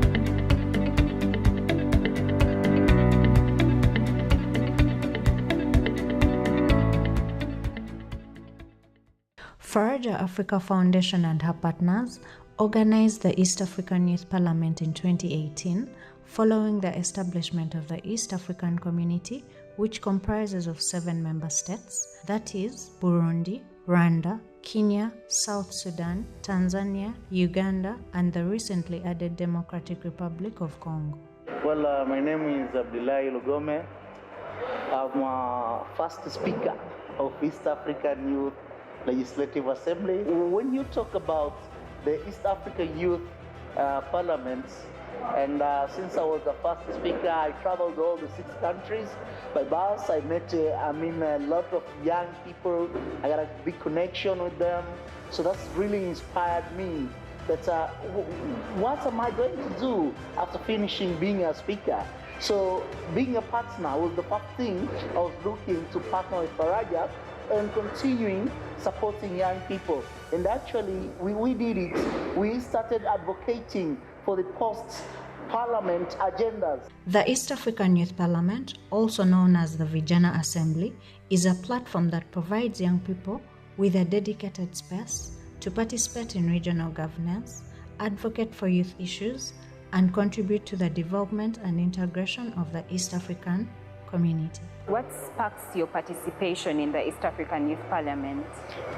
Okay, I'm passionate about East Africa. I'm a Pan-Africanist, and I love having that nationalism, especially East Africa. Like how they say, Africa is our business.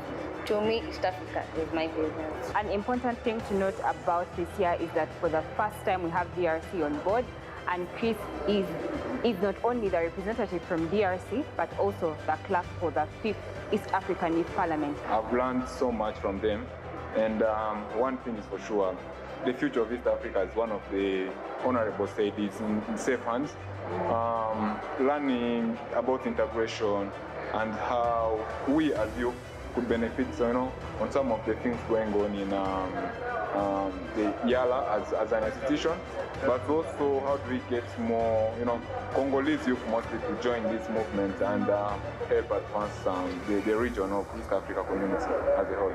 The sexual reproductive health bill is pertinent to major issues concerning sexual education, issues concerning reproductive health, issues concerning the rights of people generally, inherently rights such as abortion, rights on segregative mothers, and all those, without forgetting menstrual health and hygiene. When we look at East Africa in general, we are really blessed with the abundant resources, especially agricultural resources, but the agricultural resources are not utilized economically and sustainably in East Africa.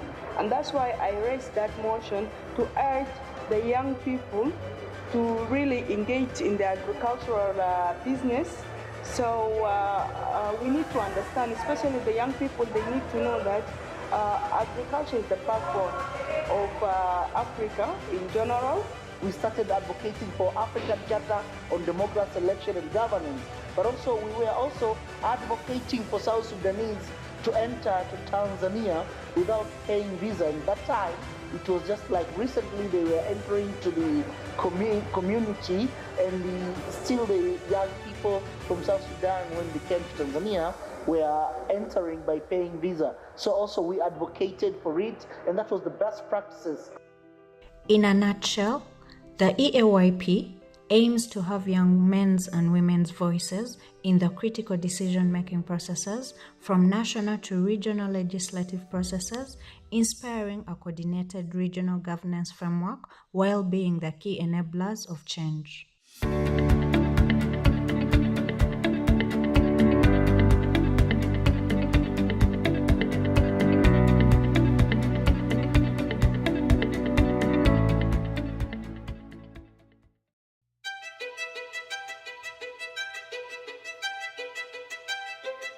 The East African Youth Parliament, also known as the Vijana Assembly, is a platform that provides young people with a dedicated space to participate in regional governance, advocate for youth issues, and contribute to the development and integration of the East African community. This is majorly a learning place. The more we present ideas here, we are grooming a leader. This East African Youth Parliament occurs every year in November. It brings members, youth from member states, the 7 member states of East Africa, that is South Sudan, Uganda, Kenya, Tanzania, DRC, Rwanda, and Burundi. I see myself as the person that I feel I can speak for my people. Like our country is among of the country that is in the integration of East African community. So as I'm here, I see myself as a representative for others who didn't make it here. The East African Youth Parliament being diverse, being a body that, or a platform that gathers different youth from different countries, 7 of them from the 7 member countries. Then when we talk about inclusivity, on my own side, I just look at how do we bring everyone together? How do we get to harmonize their voices? Faraja has been doing this for the past 6 years, and we can see that there have been some improvement in each and every year that we come for the sitting. First of all, it's the choice of the motion. Second of all, it's the choice of the people who participate in this youth parliament. You can see that the youth are eagerly and are very much willing to air out their views, and they have researched what they are saying. They are not just here for propaganda or just speaking out of nowhere. This is my first time actually attending the 6th East African Youth Parliament. I got to learn a lot, getting together as youth, discussing what we're facing and being able to navigate and being able to discuss our problems and how to go about them. During the proceedings of the 6th East African Youth Parliament in 2023, young people engaged in substantive discussions encompassing a spectrum of motions aimed at fortifying governance structures within the East African community. The motions included fostering the economic integration of youth, advancing initiatives related to sexual reproductive health, promoting regional peace and security, and advocating for heightened environmental sustainability within the EAC. Motion number 1 was about implementing the East African integration and its governance. Now that, for me, it has been delayed a lot. I feel like it should have been done yesterday, and the fact that we had opportunity to discuss it here, I think maybe we shall be able to steer it. We were speaking about how the governance of East African community can take place very quickly. Now, I feel if at all this region is governing itself as a region and not just like countries, we would save lots of money in administration.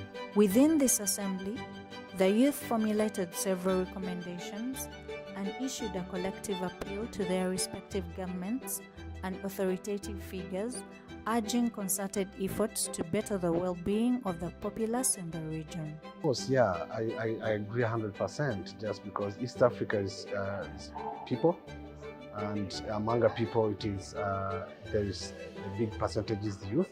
So it is all about the activity that the integration is about us. So we have to take part, we have to take a role in order to make this integration be beneficial to everyone. Kenya, Tanzania, Rwanda, Burundi, South Sudan, Congo, all of them have embassies in most of these countries. But if at all we were one region and we have just one governance, we would have one embassy, and that all that money that is being spent in about 7 embassies, that would be just one.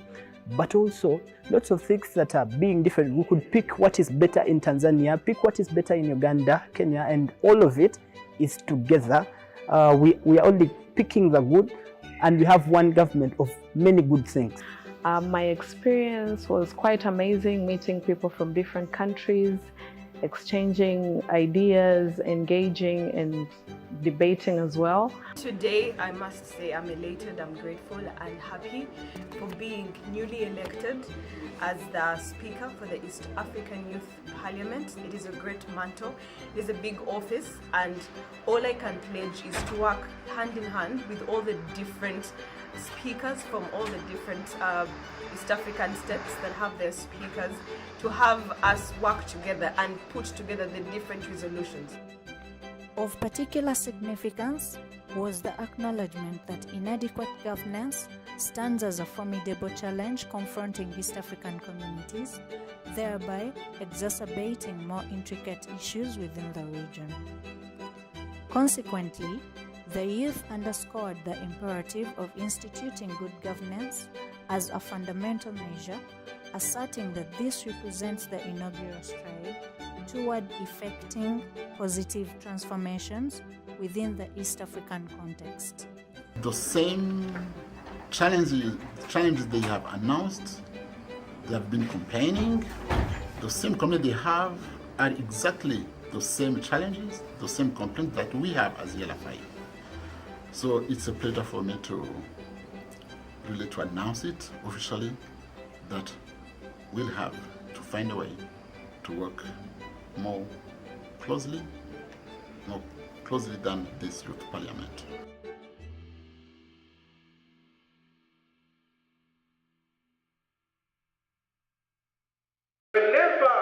issues of young people are not spoken out by young people themselves, they don't necessarily get audience.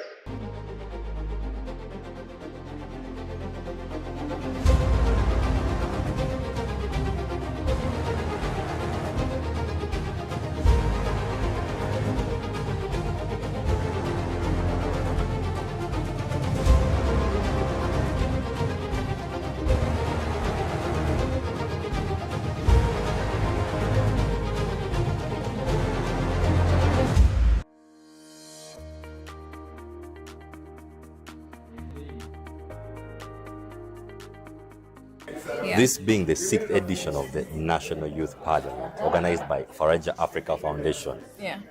As always, the drill is you have the regional parliaments where youth get to debate on various issues. So how were the regional parliaments of this year? Well, quite interesting. They were bigger compared to last year.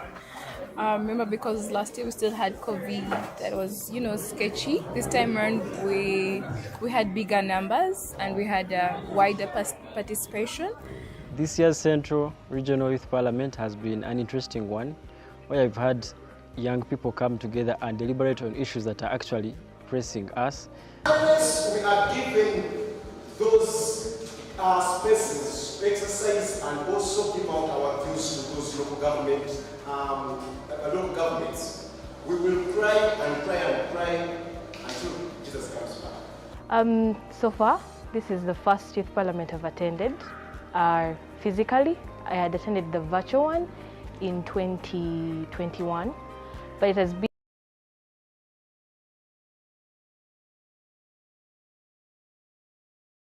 Let's be able to speak up directly. Let's have our points on point. Let's not blabber a lot. Have your key points on your fingertips. And then, I don't know where the rest of your colleagues are, because once the speaker gets in, it's going to be tricky. And we're also going to debate until we finish. We're not leaving for lunch. Maybe you can ease yourself, but you'll not be having lunch until the house is done. Because once you adjourn it, it will be hard to come back and resume the session. I hope we are all clear with that. So in case you want to ease yourself, kindly use these minutes. If you want to make calls, use this time. And let's have minimal movements. Be cautious of the camera there. It's live. You're all on TV right now. And be articulate. Kindly contact your colleagues to come and join the session before we start.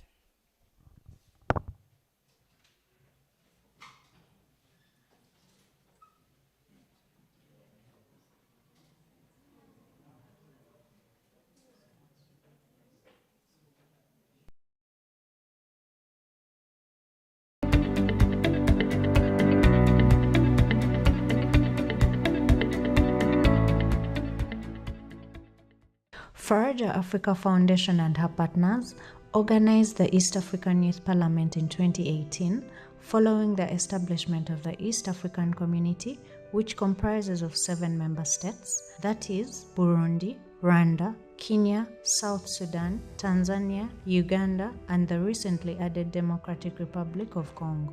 Well, my name is Abdullahi Lugome. I'm a first speaker of East African Youth Legislative Assembly. When you talk about the East Africa Youth Parliament, and since I was the first speaker, I traveled all the 6 countries by bus. I met a lot of young people. I got a big connection with them. So that's really inspired me that what am I going to do after finishing being a speaker? So being a partner was the first thing I was looking to partner with Faraja and continuing supporting young people. And actually, we did it. We started advocating for the post-parliament agendas. The East African Youth Parliament, also known as the Vijana Assembly, is a platform that provides young people with a dedicated space to participate in regional governance, advocate for youth issues, and contribute to the development and integration of the East African community. What sparks your participation in the East African Youth Parliament? I'm passionate about East Africa. I'm a Pan-Africanist, and I love having that nationalism, especially East Africa. Like how they say, Africa is our business. To me, East Africa is my business. An important thing to note about this year is that for the first time we have DRC on board, and Chris is not only the representative from DRC, but also the clerk for the 5th East African Youth Parliament. I've learned so much from them, and one thing is for sure, the future of East Africa, as one of the honorable said, is in safe hands. Learning about integration and how we as youth could benefit, on some of the things going on in the Yala as an institution, but also how do we get more, Congolese youth mostly to join this movement and help advance the region of East Africa community as a whole. The sexual reproductive health bill is pertinent to major issues concerning sexual education, issues concerning reproductive health, issues concerning the rights of people generally, inherently rights such as abortion, rights on segregative mothers, and all those, without forgetting menstrual health and hygiene. When we look at East Africa in general, we are really blessed with abundant resources, especially agricultural resources. But the agricultural resources are not utilized economically and sustainably in East Africa. And that's why I raised that motion to urge the young people to really engage in the agricultural business. So we need to understand, especially the young people, they need to know that agriculture is the backbone of Africa in general. We started advocating for African Charter on Democracy, Election and Governance, but also we were also advocating for South Sudanese to enter to Tanzania without paying visa. In that time, it was just like recently they were entering to the community, and still the young people from South Sudan, when they came to Tanzania, were entering by paying visa. So also we advocated for it, and that was the best practices. In a nutshell, the EAYP aims to have young men's and women's voices in the critical decision-making processes from national to regional legislative processes, inspiring a coordinated regional governance framework while being the key enablers of change.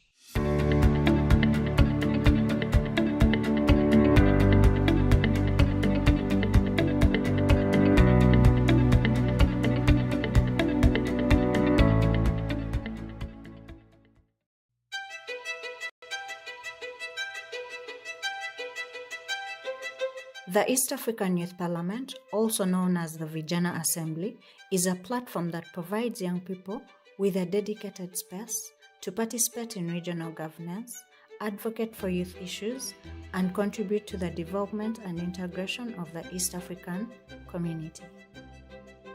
This is majorly a learning place. The more we present ideas here, we are grooming a leader. This East African Youth Parliament occurs every year in November. It brings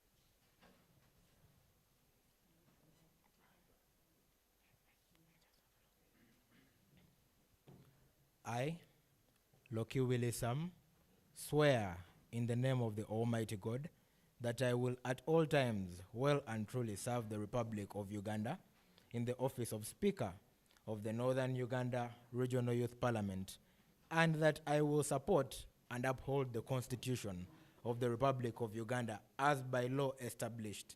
So help me God.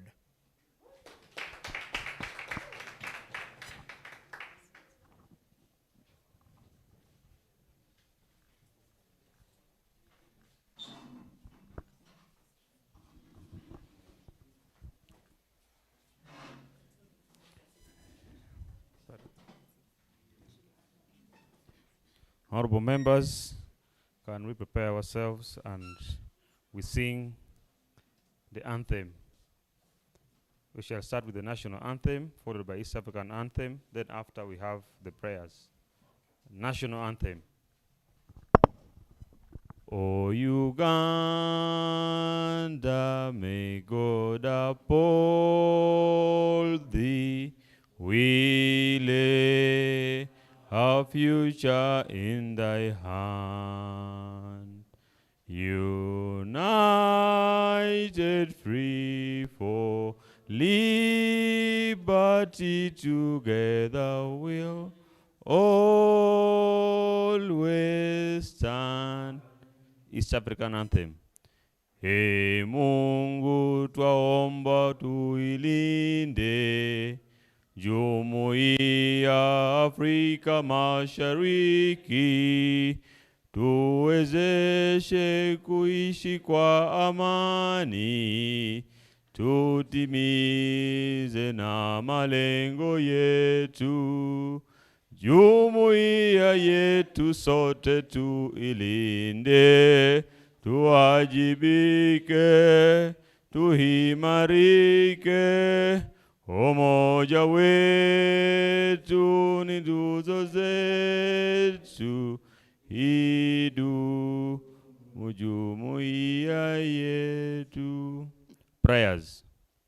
Almighty God, who has given the office of leaders, bless this gathering so that we come up with decisions that can shape the future of the young people of this country. I pray this in Jesus' name.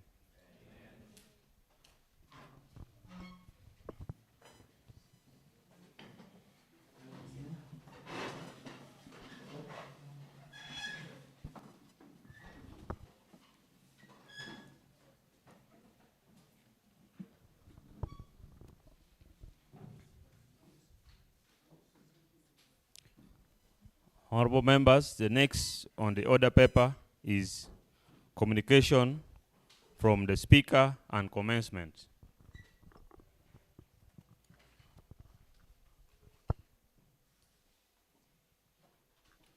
Thank you very much. The able youth of Northern Uganda. It is my firm belief that the people collected in this house are a fair representation of Northern Uganda at large. And to have a session such as this, be this inclusive, speaks to how far we are going and how far we are committed to the youth cause of Northern Uganda. Now, as an individual, I would like to thank you for the overwhelming support. Quite frankly, I was scared myself because such votes are unprecedented.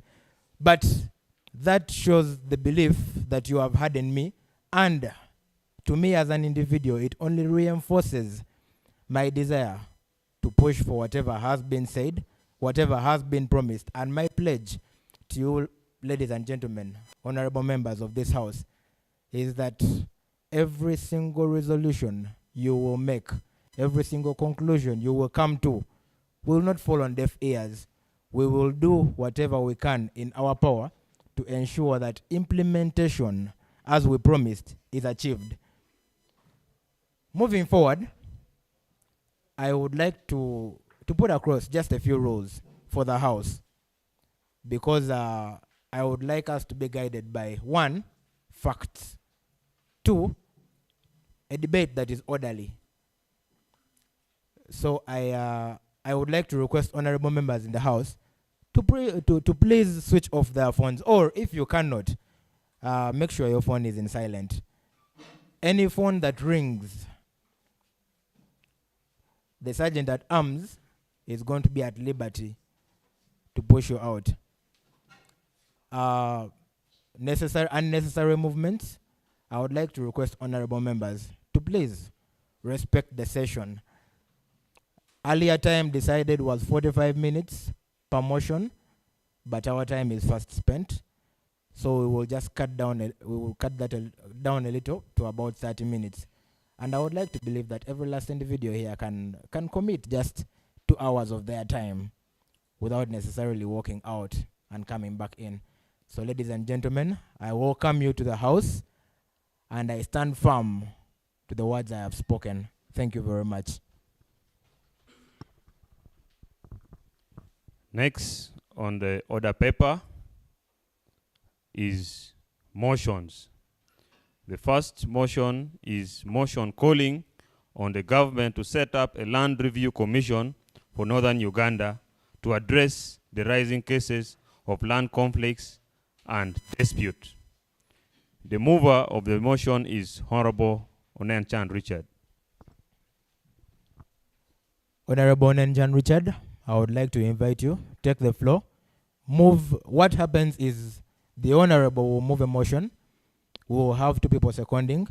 He will then come back to give a justification for his motion, after which the House will be open for plenary. I would, however, like to urge everyone that is moving motions to do that in as little time as possible, so that we have discussions in as much time as possible within those 30 minutes from the plenary. Honorable Onenchan Richard. The Right Honorable Speaker, honorable members, I'm called Richard Onenchan, appeal. I stand here to move a motion calling on the government to set up a land review commission for northern Uganda to address the rising cases of land conflicts and dispute.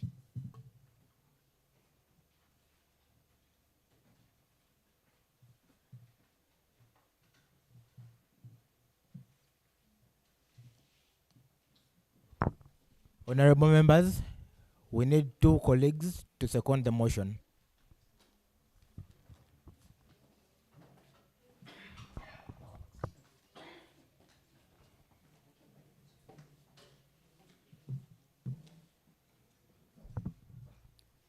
Right Honorable Speaker, distinguished members of the House, good morning. My name is Yusuf Shamim and I hereby represent Gulu City. Well, I rise to second the motion calling on the government to set up a land review commission of northern Uganda to address the rising cases of conflicts and disputes. Thank you. The second mover, the second seconder, the Honorable Maxwell.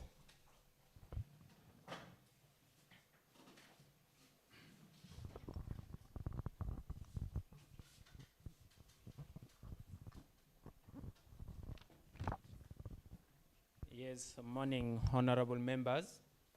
I'm called Jock Maxwell, a former speaker for Laro Division Council local government. I served as speaker for last 5 years ago. I rise up to second the motion which has been moved to set up a land review commission for northern Uganda to address the rising cases of land conflicts and disputes in northern Uganda and Uganda as large. I second the motion.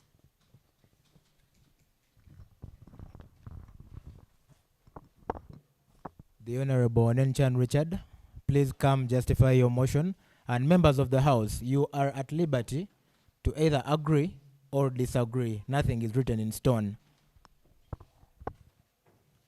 The Right Honorable Speaker, the honorable members present, back as we are here, northern Uganda is bleeding in terms of land dispute and land conflict. In regard to the massive killing in Apa, in regard to land dispute in Achua Ranch, in regards to land dispute and wrangles in Lakang, and in regards to land dispute and wrangles in Atiak Sugar and Ayu Alale, it's clearly justifiable that the commission, which is a body established by the government to access, evaluate, and make recommendations on issues related to land ownership, use, management, and policy, has failed. And it is not at a justifiable reason, specifically in northern Uganda. That's why I'm standing here to at least northern Uganda should be treated specifically on the aspect of Land Review Commission. One, that this Land Review Commission will help us to access land policy, reviewing the existing land laws and policy to identify a needing reform. The second one is that this commission will help us in verification of land tenant security. We know very well that Uganda, and northern Uganda in particular, has various systems of land ownership. Back to northern Uganda, we have been singing about the customary land ownership, the lease, and the freehold, and the milo, and the rest. But in northern Uganda, we have been seeing how the invasion of Balalo has given us a question and has brought some bit of conflicts, whereby, to the extent, the members in our community, the locals in our community, they have gone ahead even to sell the customary land, which is not into our law that customary land should be actually given out. But at least we accept that the lease of this land should help us and be at a point whereby we can allow the transaction in the aspect of the lease.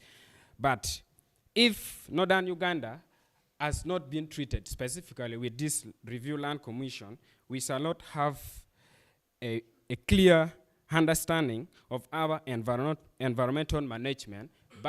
Northern Uganda has actually been aligned that there's so vast minerals under the ground. But this one has not become clear. Why? Back to Kitgum, where some of our honorable members come from, we have Oram graphite. But right now, northern Uganda has not even set a standard where this Oram graphite could benefit them and actually looking at the environmental degradation of that area. So the Land Review Commission will really help us to come out with how our environmental management will actually come in regard to that. The next one, the Right Honorable Speaker and the members. The Land Review Commission will also help us in public consultation. Why? If a member or any investors will actually come here, we can, yes, say, investment, yes, benefit shared. And this one will help us on the strategy of how we can actually give our land. But if not, this has been designed critically and actually openly in the public, we can see individuals who have long hands coming and deceiving locals in our community, buying hectares of land in 300,000, a land that should have been bought at 500 million. 500,000. It will tell us if this Land Review Commission is not actually given out, we shall not actually realize a critical strategy of land use, a critical strategy of land management, and a policy that will help us. Lastly, northern Uganda, a renowned lawyer and a judge, Justice Francis Kimara, in the Court of Appeal ruling on customary land ownership, gave us clearly that the Uganda should actually establish a land review commission. For the entire country, we believe this body is existing, but the body is not particularly put northern Uganda at a critical point. If I could draw your attention, right, Speaker, you come from the northern from the Karamoja side. We have been seeing how the Moroto people are actually been fighting with the investors who come and actually want to do they want to explore the minerals that site, and they are not being given a clear strategies on how they should utilize our resources under the ground. They should utilize the mineral that they are extracting, because they have not been given a clear mandate. So I call the honorable members in the House to back up this motion, because if the only way we can stop the killing of Apa, we need to have a land review reform that will help us all. If we want to see peace in Lakang, we should actually accept this motion. If we want to see peace in Achuarany, where the communities are actually not displaced anyhow, without any law that guide them, I beg all of you, and I call upon all of you to support this motion, to second this motion, and we open a debate on this motion. I beg to submit. Thank you very much, the Honorable Onenchan Richard. Now, honorable colleagues, plenary is open for discussion. What you will do is simply raise your hand and you will be picked to give your submission in not more than 2 minutes. Otherwise, the house is open. Yes, the Honorable Albino.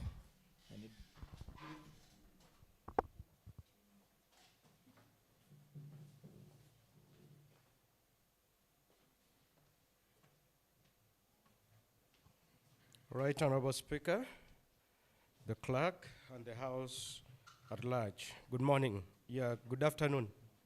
It's a cold weather. I'm by the name of Pio Albino Ronald, a member of Youth Council, Agago District. When the Speaker talked about 2 minutes in discussing the land issue, it means we don't know what it takes to do with the land conflict in northern Uganda. But I'll try my best, because I'm not too tall to talk long. Ladies and gentlemen, I want to disagree with my brother Onen, Honorable Onenchan Richard, on the setting of the commission that looks into the land and the conflict in northern Uganda. Let's trace back, and before we call for commissions, let's look at the land leadership from the village to the national level. We have the land committee, chairman land committee at the village level. We have them at the parish level, at the sub-county, at the district, and even at the national level. Has it ended the land conflict in northern Uganda? No. The main cause of land conflict in northern Uganda, one, is the 20 years war, that many were confined in camps, all of us were confined in camps. And after that we went back, and the usage of the land went down a bit. 30 years back, the issue of land conflict wasn't there in northern Uganda because the usage of land was at maximum. We had cattle, we had everything to utilize the land we had. After the war, they saw a lot of land in northern Uganda because 1,000 of people died. And the government has failed to address and look into that critically. Another cause of land conflict is the discovery of natural resources. That is another thing causing land conflict. The review committee or the commission of inquiry or the review committee on land, they are the same government officials. They're the same government officials who have the same eye on the land. The land grid among the government officials. What is causing land conflict here are the government officials. We have the customary land ownership that we respect as northern Uganda. But these are the government officials who are using the opportunity of our poverty. They are using the opportunity of the vulnerability of northern Ugandans to come and take up the land, and that's the cause of land conflict. My brother talked of the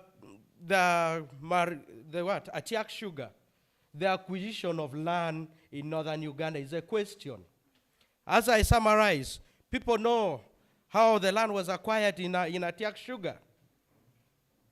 The big government officials ran and bought land from the vulnerable people, and they're the same people who sold land to the investors, and these are what is always causing land conflict. As we plan for commissions to come and help us in this, let's trace back. Let's get back and find out why are the land boards not performing the duties of which they are supposed to perform. Thank you so much. Thank you very much. Thank you very much, Honorable. No one is protected. In an event that you would like to inform the current speaker You raise a point of information. The Honorable Emma.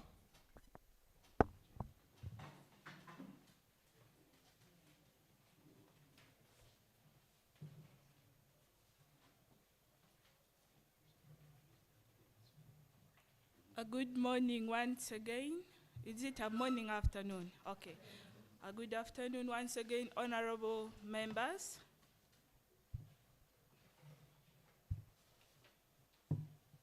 I strongly disagree with the motion calling on the government to set up a land review commission for northern Uganda to address the rising cases of land conflicts and dispute. Mr. Speaker, this has always been my point of interest and my research topic that I've been doing for a long time.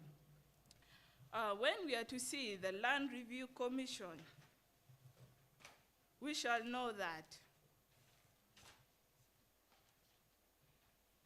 this is a commission that has, or a body that has been established to review and address land-related issues, stakeholders, and government agencies. Now, when we are to see the stakeholders who are responsible for this Land Review Commission, one, we shall see that the government, the locals, the landowners, the civil society organization, indigenous people, private sectors, and the academic research institutions.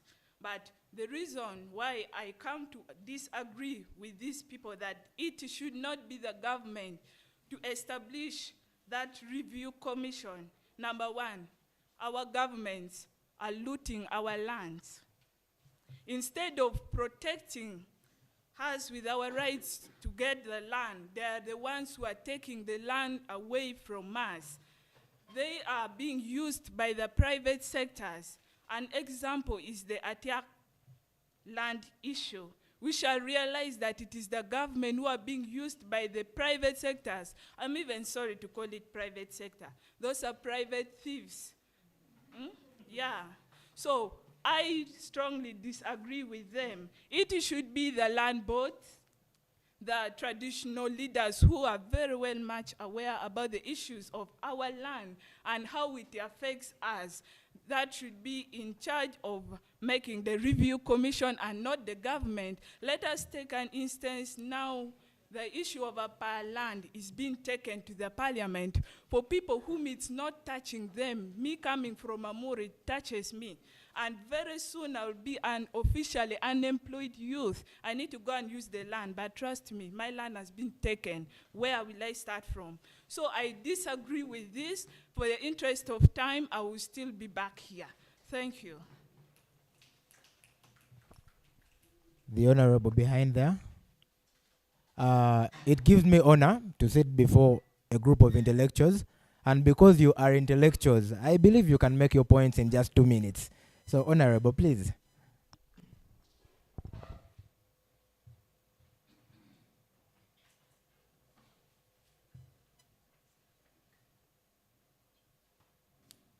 Thank you, Right Honorable Speaker. My name is Amon Fiona Odida, and I stand here to disagree on the motion calling the government to set up a land review commission for northern Uganda to address the arising cases of land conflicts and dispute. This is because if the government set up a commission whereby it attained a certain group of people that is chosen by them, and what they choose the people they feel it is good to handle the land of northern Uganda, which may not be right because they will choose a group of people that will be of their benefit, not the benefit of the people of the northern Uganda. This for example, the conflict of Atiak sugar, the land of Atiak sugar, it is the government, let me say, they called the traditional leaders direct to their offices and they talk to them, giving them a certain amount of money that helps to reduce their work towards the people they are leading. And this will affect very many people that are in northern Uganda, since after getting the money, they will not be able to work for the good of the people of the area. I think in the best way we can use the government can use the traditional leaders or the people within to handle the conflicts, not set up a commission that will help sort out the issue of conflicts of land. Thank you.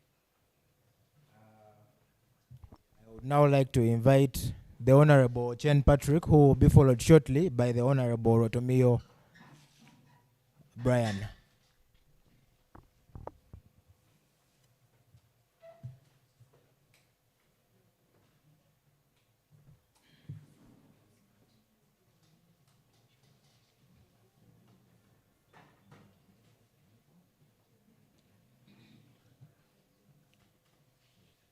The Right Honorable Speaker, my name is Patrick Ochen, and I only want to hint on one thing. It's not bad to set a review committee to oversee and to foresee that the land conflict that have existed in the land for now so many years are solved. But I don't think that is a solution to the land wrangles and the land issues that has been going on for the past years within the land. I want to take us back to the root cause. The region has been in the war for so many years, and there are products of the war.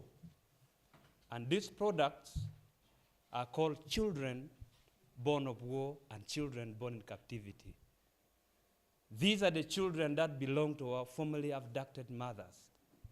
And they were given birth in South Sudan, but their parents are from within Uganda as a nation. And now this category of groups who are young boys and young ladies like us have now come back home. Some of them, their paternal family are not known. And some of them, their maternal family are not known.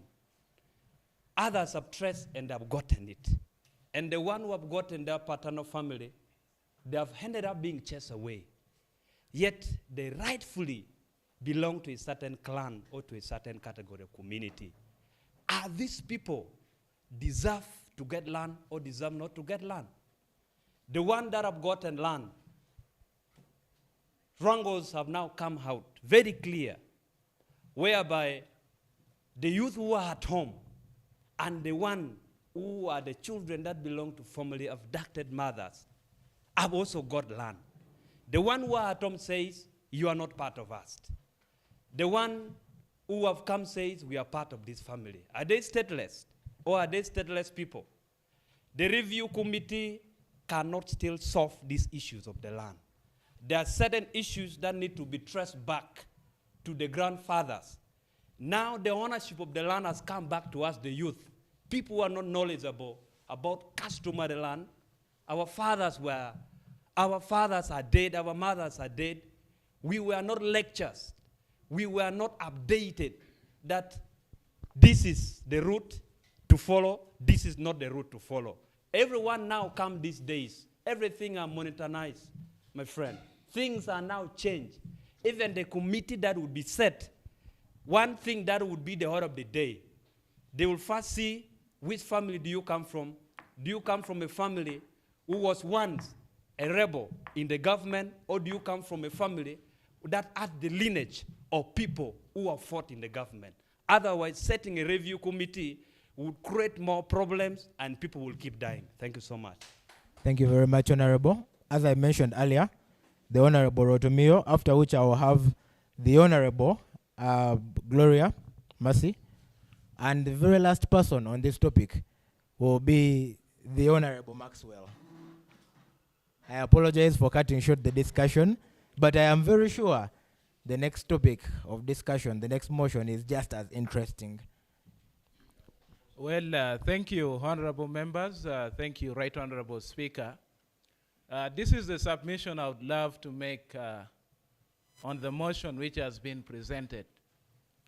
In my very own opinion, I do not deem a need for us to establish a land review commission.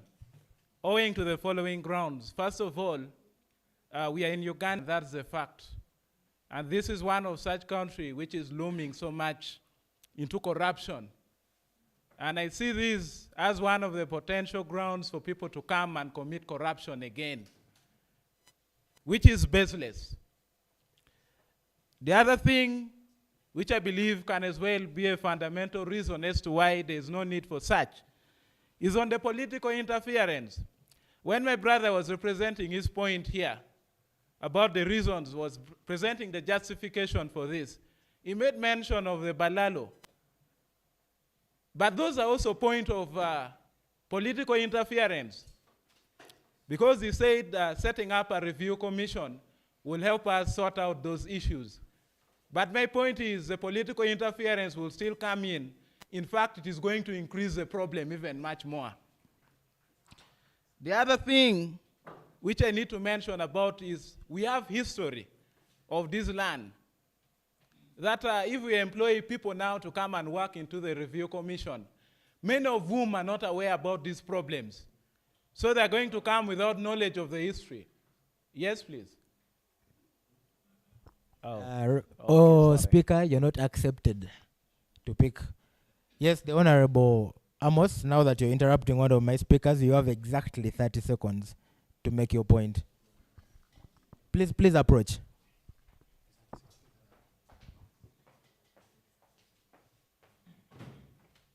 Honorable members, thank you so much for the opportunity. The drivers of conflicts in northern Uganda, especially land conflict in northern Uganda, cannot be addressed without northern Ugandan land legislation taken as an important step. A review commission which will ensure that the issues surrounding northern Ugandan land conflict should not be something overlooked. We are discussing and we are debating causes of land conflict, unaware that thousands of our hectares of land are being granted to investors for exploration of minerals. Already in Atiak only, more than 50 square kilometers of land have been granted to investors, and the people are not aware. Now, should we continue doing this and ensuring that we do not provide for some alternative, some sort of like a special consideration for land legislation for northern Uganda? If not, what in place? Well, thank you so much, Honorable. The point I was trying to bring here is not that we are not presenting a solution. We have a solution that we are presenting, but we are saying that a land review commission is not that best alternative that we can be able to choose. Please give the alternative and take a seat, sir. Well, the alternative we are going to take are this. Decline. Well, thank you, Mr. Speaker. The alternatives that we can be able to take, number one, we have our cultural institution, which is in existence. Now, when we look at the aspect of cost of setting up a review commission, then we ask ourselves, is it not possible for us to be in position to give facilitation to the cultural institution who are very well aware of the history of this land, the history of this conflict, to be part of the solution to this problem? Thank you very much, Honorable. Our time is fast spent. Can I just give one point? I would like to invite you to please take your seat, sir. It's okay. Thank you so much. Yes, the Honorable Mercy.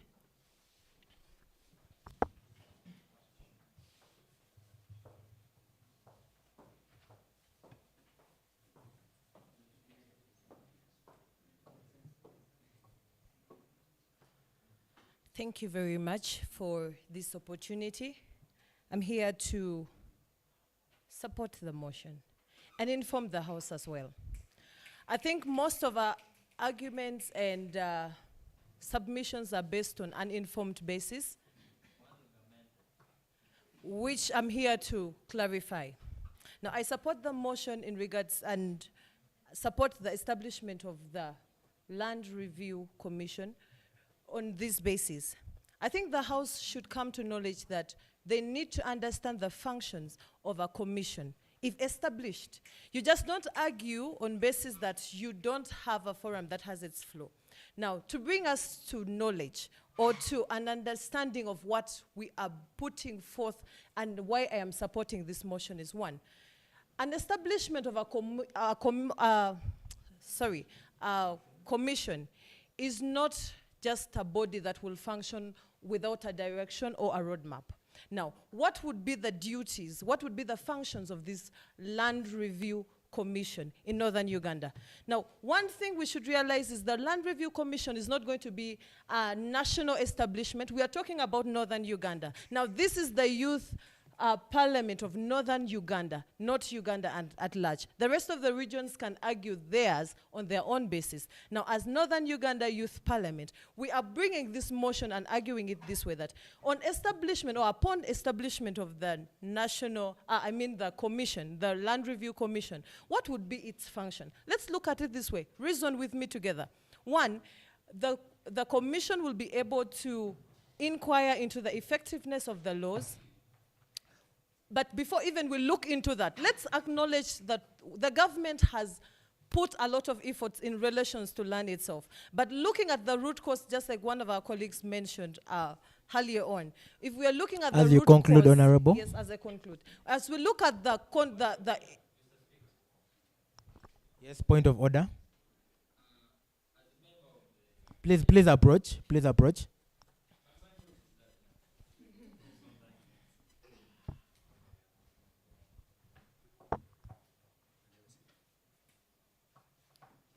A very good afternoon, Omegina Kilomegina. Mr. Speaker, sir, I believe it's not in order for you to deny enough time for the only person who is arguing for the motion to finish. I believe the motion was not done justice by the mover, and the motion has been discussed in a very different way. We are not here to analyze causes of land disputes, but a solution. I believe we should be discussing the composition of a land review commission, its function, and how it can help in resolving some of these issues, but not the causes of land disputes. So it is my request, and I request sincerely the Speaker to grant 2 more people to discuss for the motion. And we are very ready. Mr. Speaker, sir. Thank you very much for your submission, the Honorable Shah. But it would be very unbecoming of me to break the very rules that I have set. So I humbly request that you understand and pass a few notes to the mover of the motion, as he will have his special time to make a justification. Well, back to the motion. I think it's prudent that we understand what are the causes of these land wrangles. And it has nothing to do with politicals. If you look at the land disputes, look at the very least settings of families. They're already land disputes, and you cannot blame that on the government. However, there are solutions if there is an establishment of the land review commissions. What are the highlights, or what are the functions? What could be the functions of this land review commission? One is to inquire into the effectiveness of the law. Given the fact that what we are all blabbering about, sorry to say, or what we are all putting emotions about is due to the laxity of the laws we have at hand. Now, this commission will be in position to inquire into the effectiveness of the law, filling in the gaps of the laxity of the law at hand, and then also inquiring into the process of acquisition of land. It will also look into the administration of land, management and registration. Like, it will literally look Honorable Speaker. In summary, if the information is directed to the current speaker, I do not believe it will apply because I am sending her to her seat. So, Madam Speaker. In summary, sir. In 10 seconds. Well, another function is policy review and recommendations, land ownership verification, conflict resolution that includes the ADRR, and then lastly, public consultation, which includes your cultural leaders, society, and civil society. Thank you very much. Thank you very much. I'm taking a point of information. Strictly 20 seconds.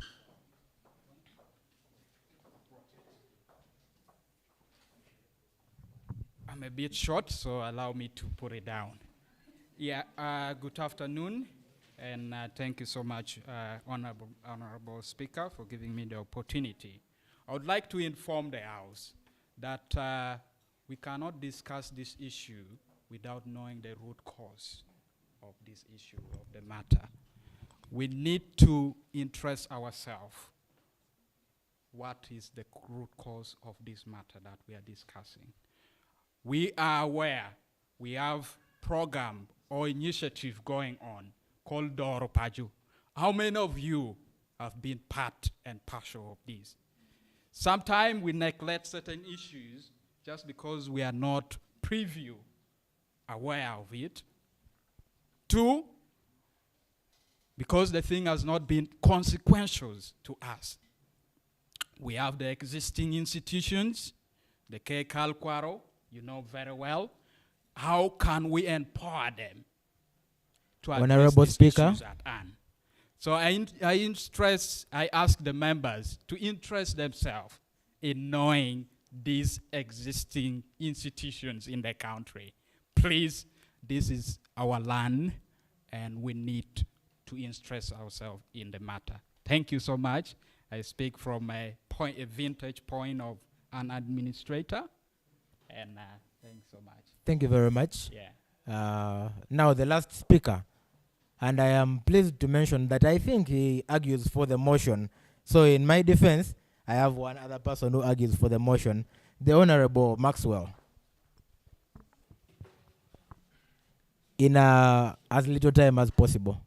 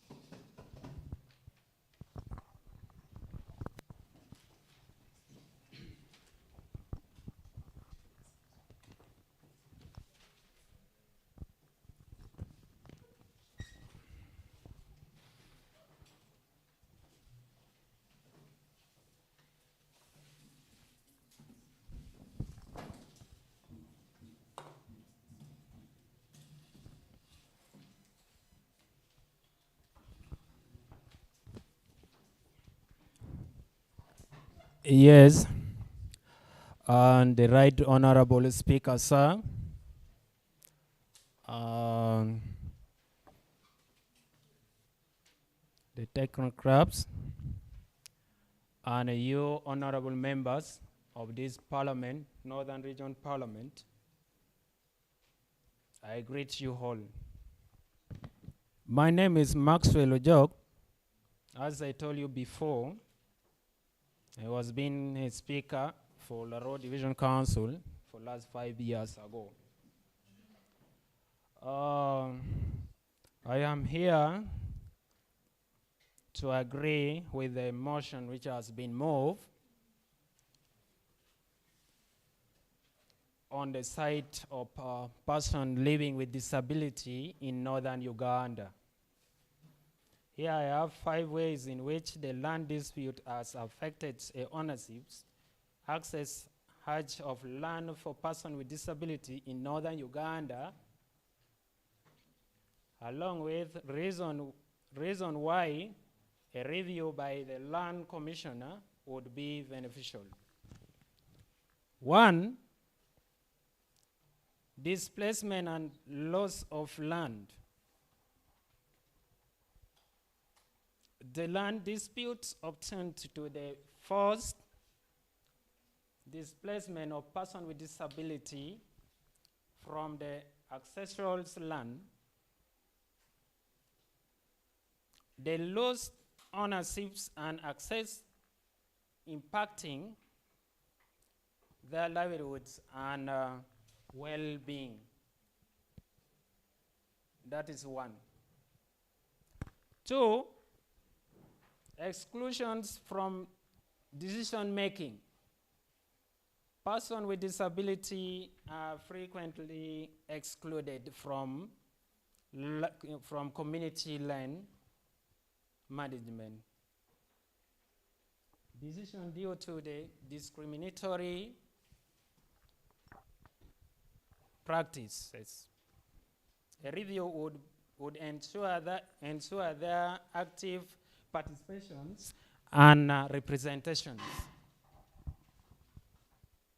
Then the second point, the third point.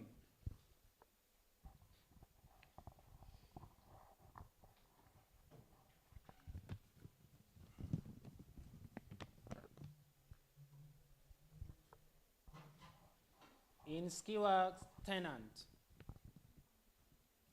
land disputes creates uncertainty about a land tenure. Person with disability face challenges moving ownerships, leading to limited control over their land. An access story for all, including person with disability. So on that matter, we need the Land Commission to review some other laws or bylaws or law which is put on land. Then the fourth point, inaccessible land records.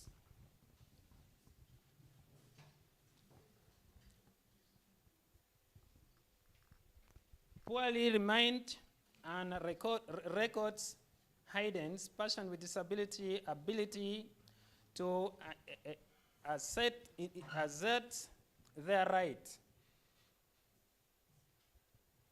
A review would improve record keepings and accessibility for all, including person with disability in northern Uganda. Then the fifth one, and lastly, lack of accommodations. Existing land policies may not address the specific needs of person with disability in northern Uganda. For example, accessible pathways, adapted housing. For example, the lively one, when we were entering inside here, you can see the way. There is full of ram, whereby we have no way to be crawl, and for us, we have right. No one should carry us, because may add more disability on us. Because we have right to move everywhere without any assistance of anyone, because we are able. So a review could recommended inclusive accommodation. With all this, I thank you very much. Thank you, Bwana Speaker.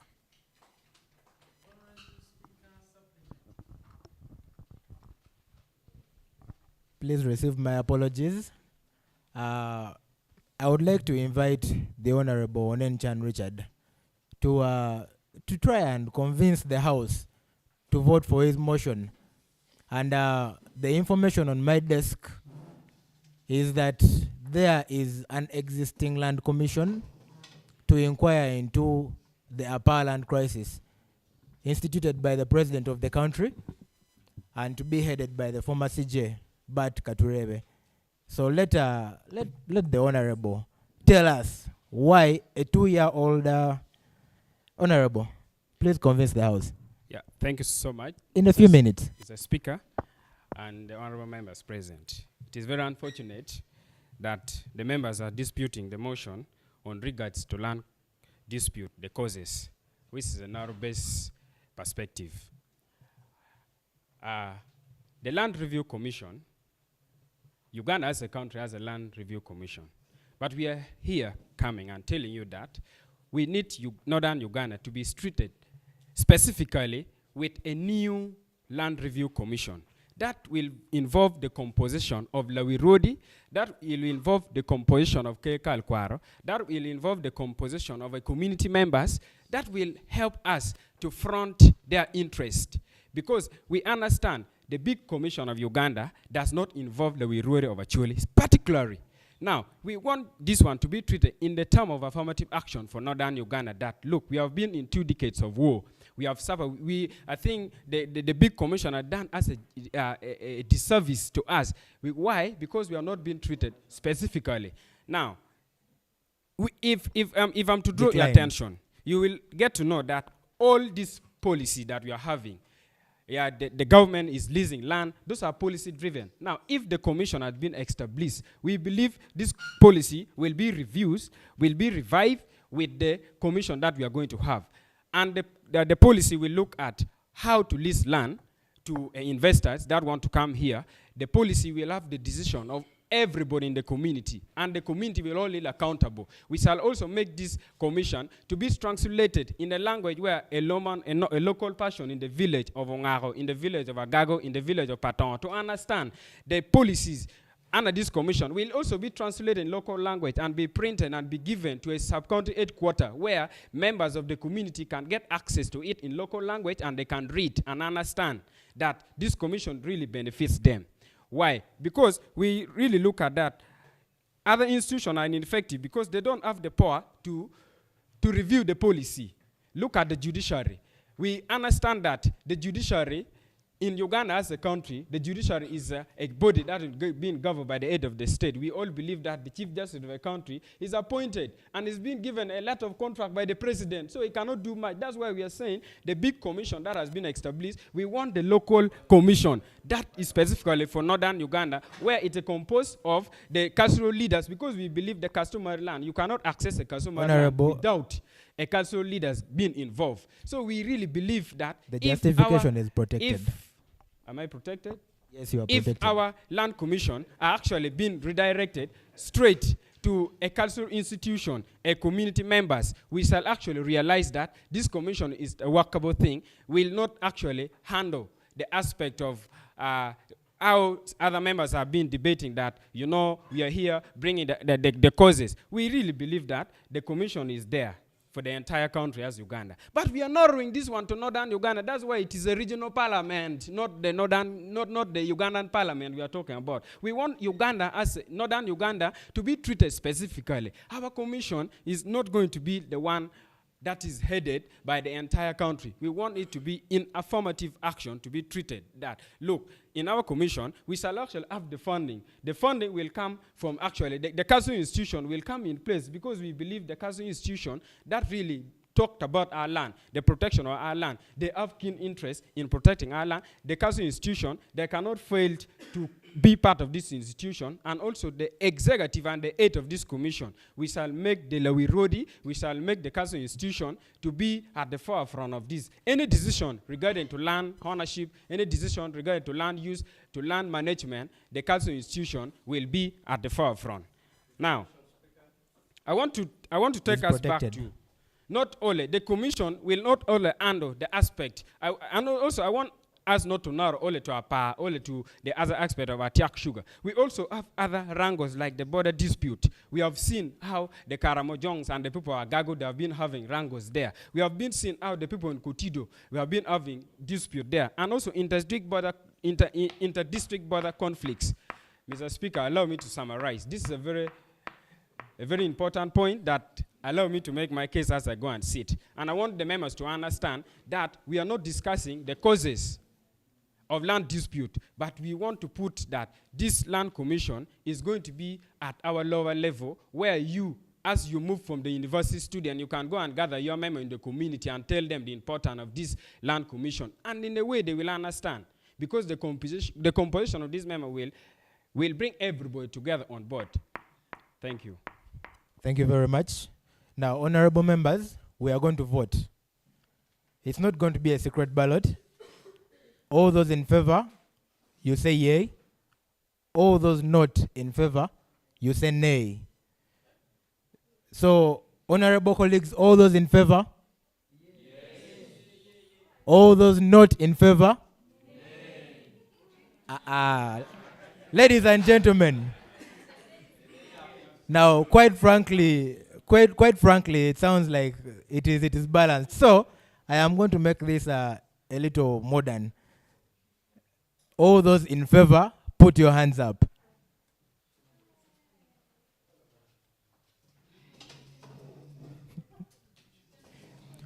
All those not in favor, put your hands up.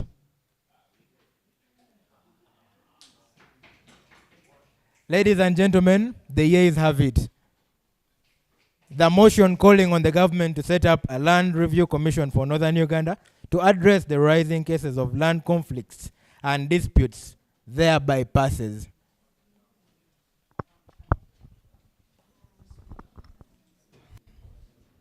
Thank you. Thank you, honorable members. Thank you, honorable members. Second motion.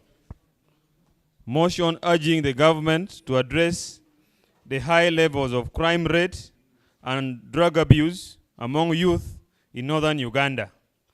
Mover of the motion is Honorable Opio Isaac. The Honorable Opio Isaac, I would like to welcome you. Move the motion. 2 seconders. We'll get into the discussion. If you want your motion to be adequately discussed, please use as little time as possible so that the ground can have more time.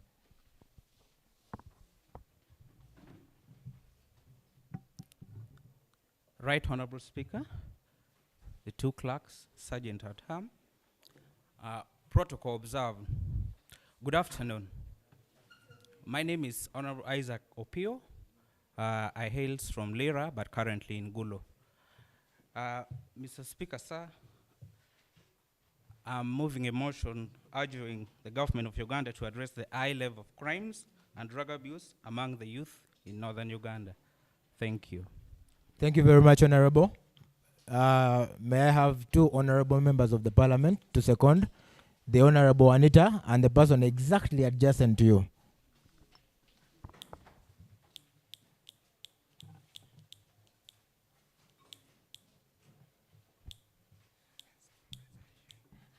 Greetings to you all.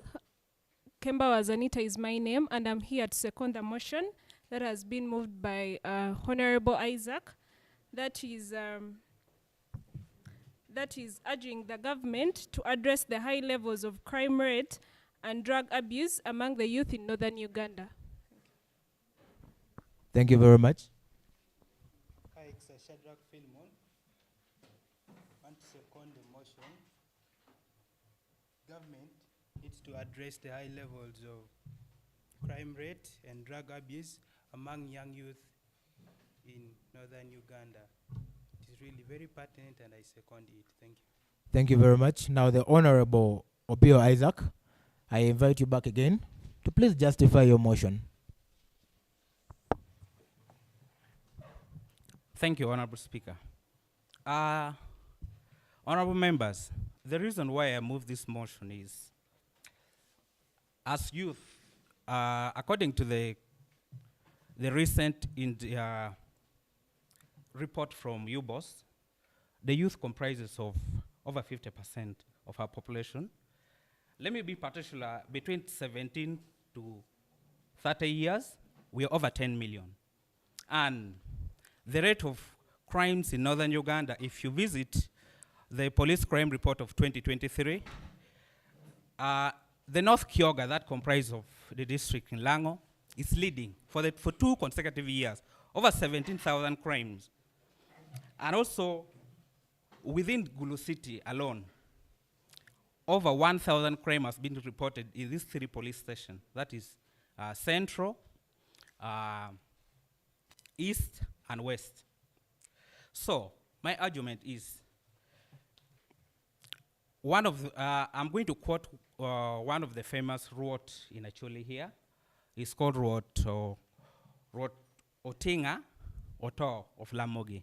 He had this to say: many of the youth in rural areas and urban areas in Acholi have resorted to abusing substance and drinking alcohol, which causes them to be very aggressive.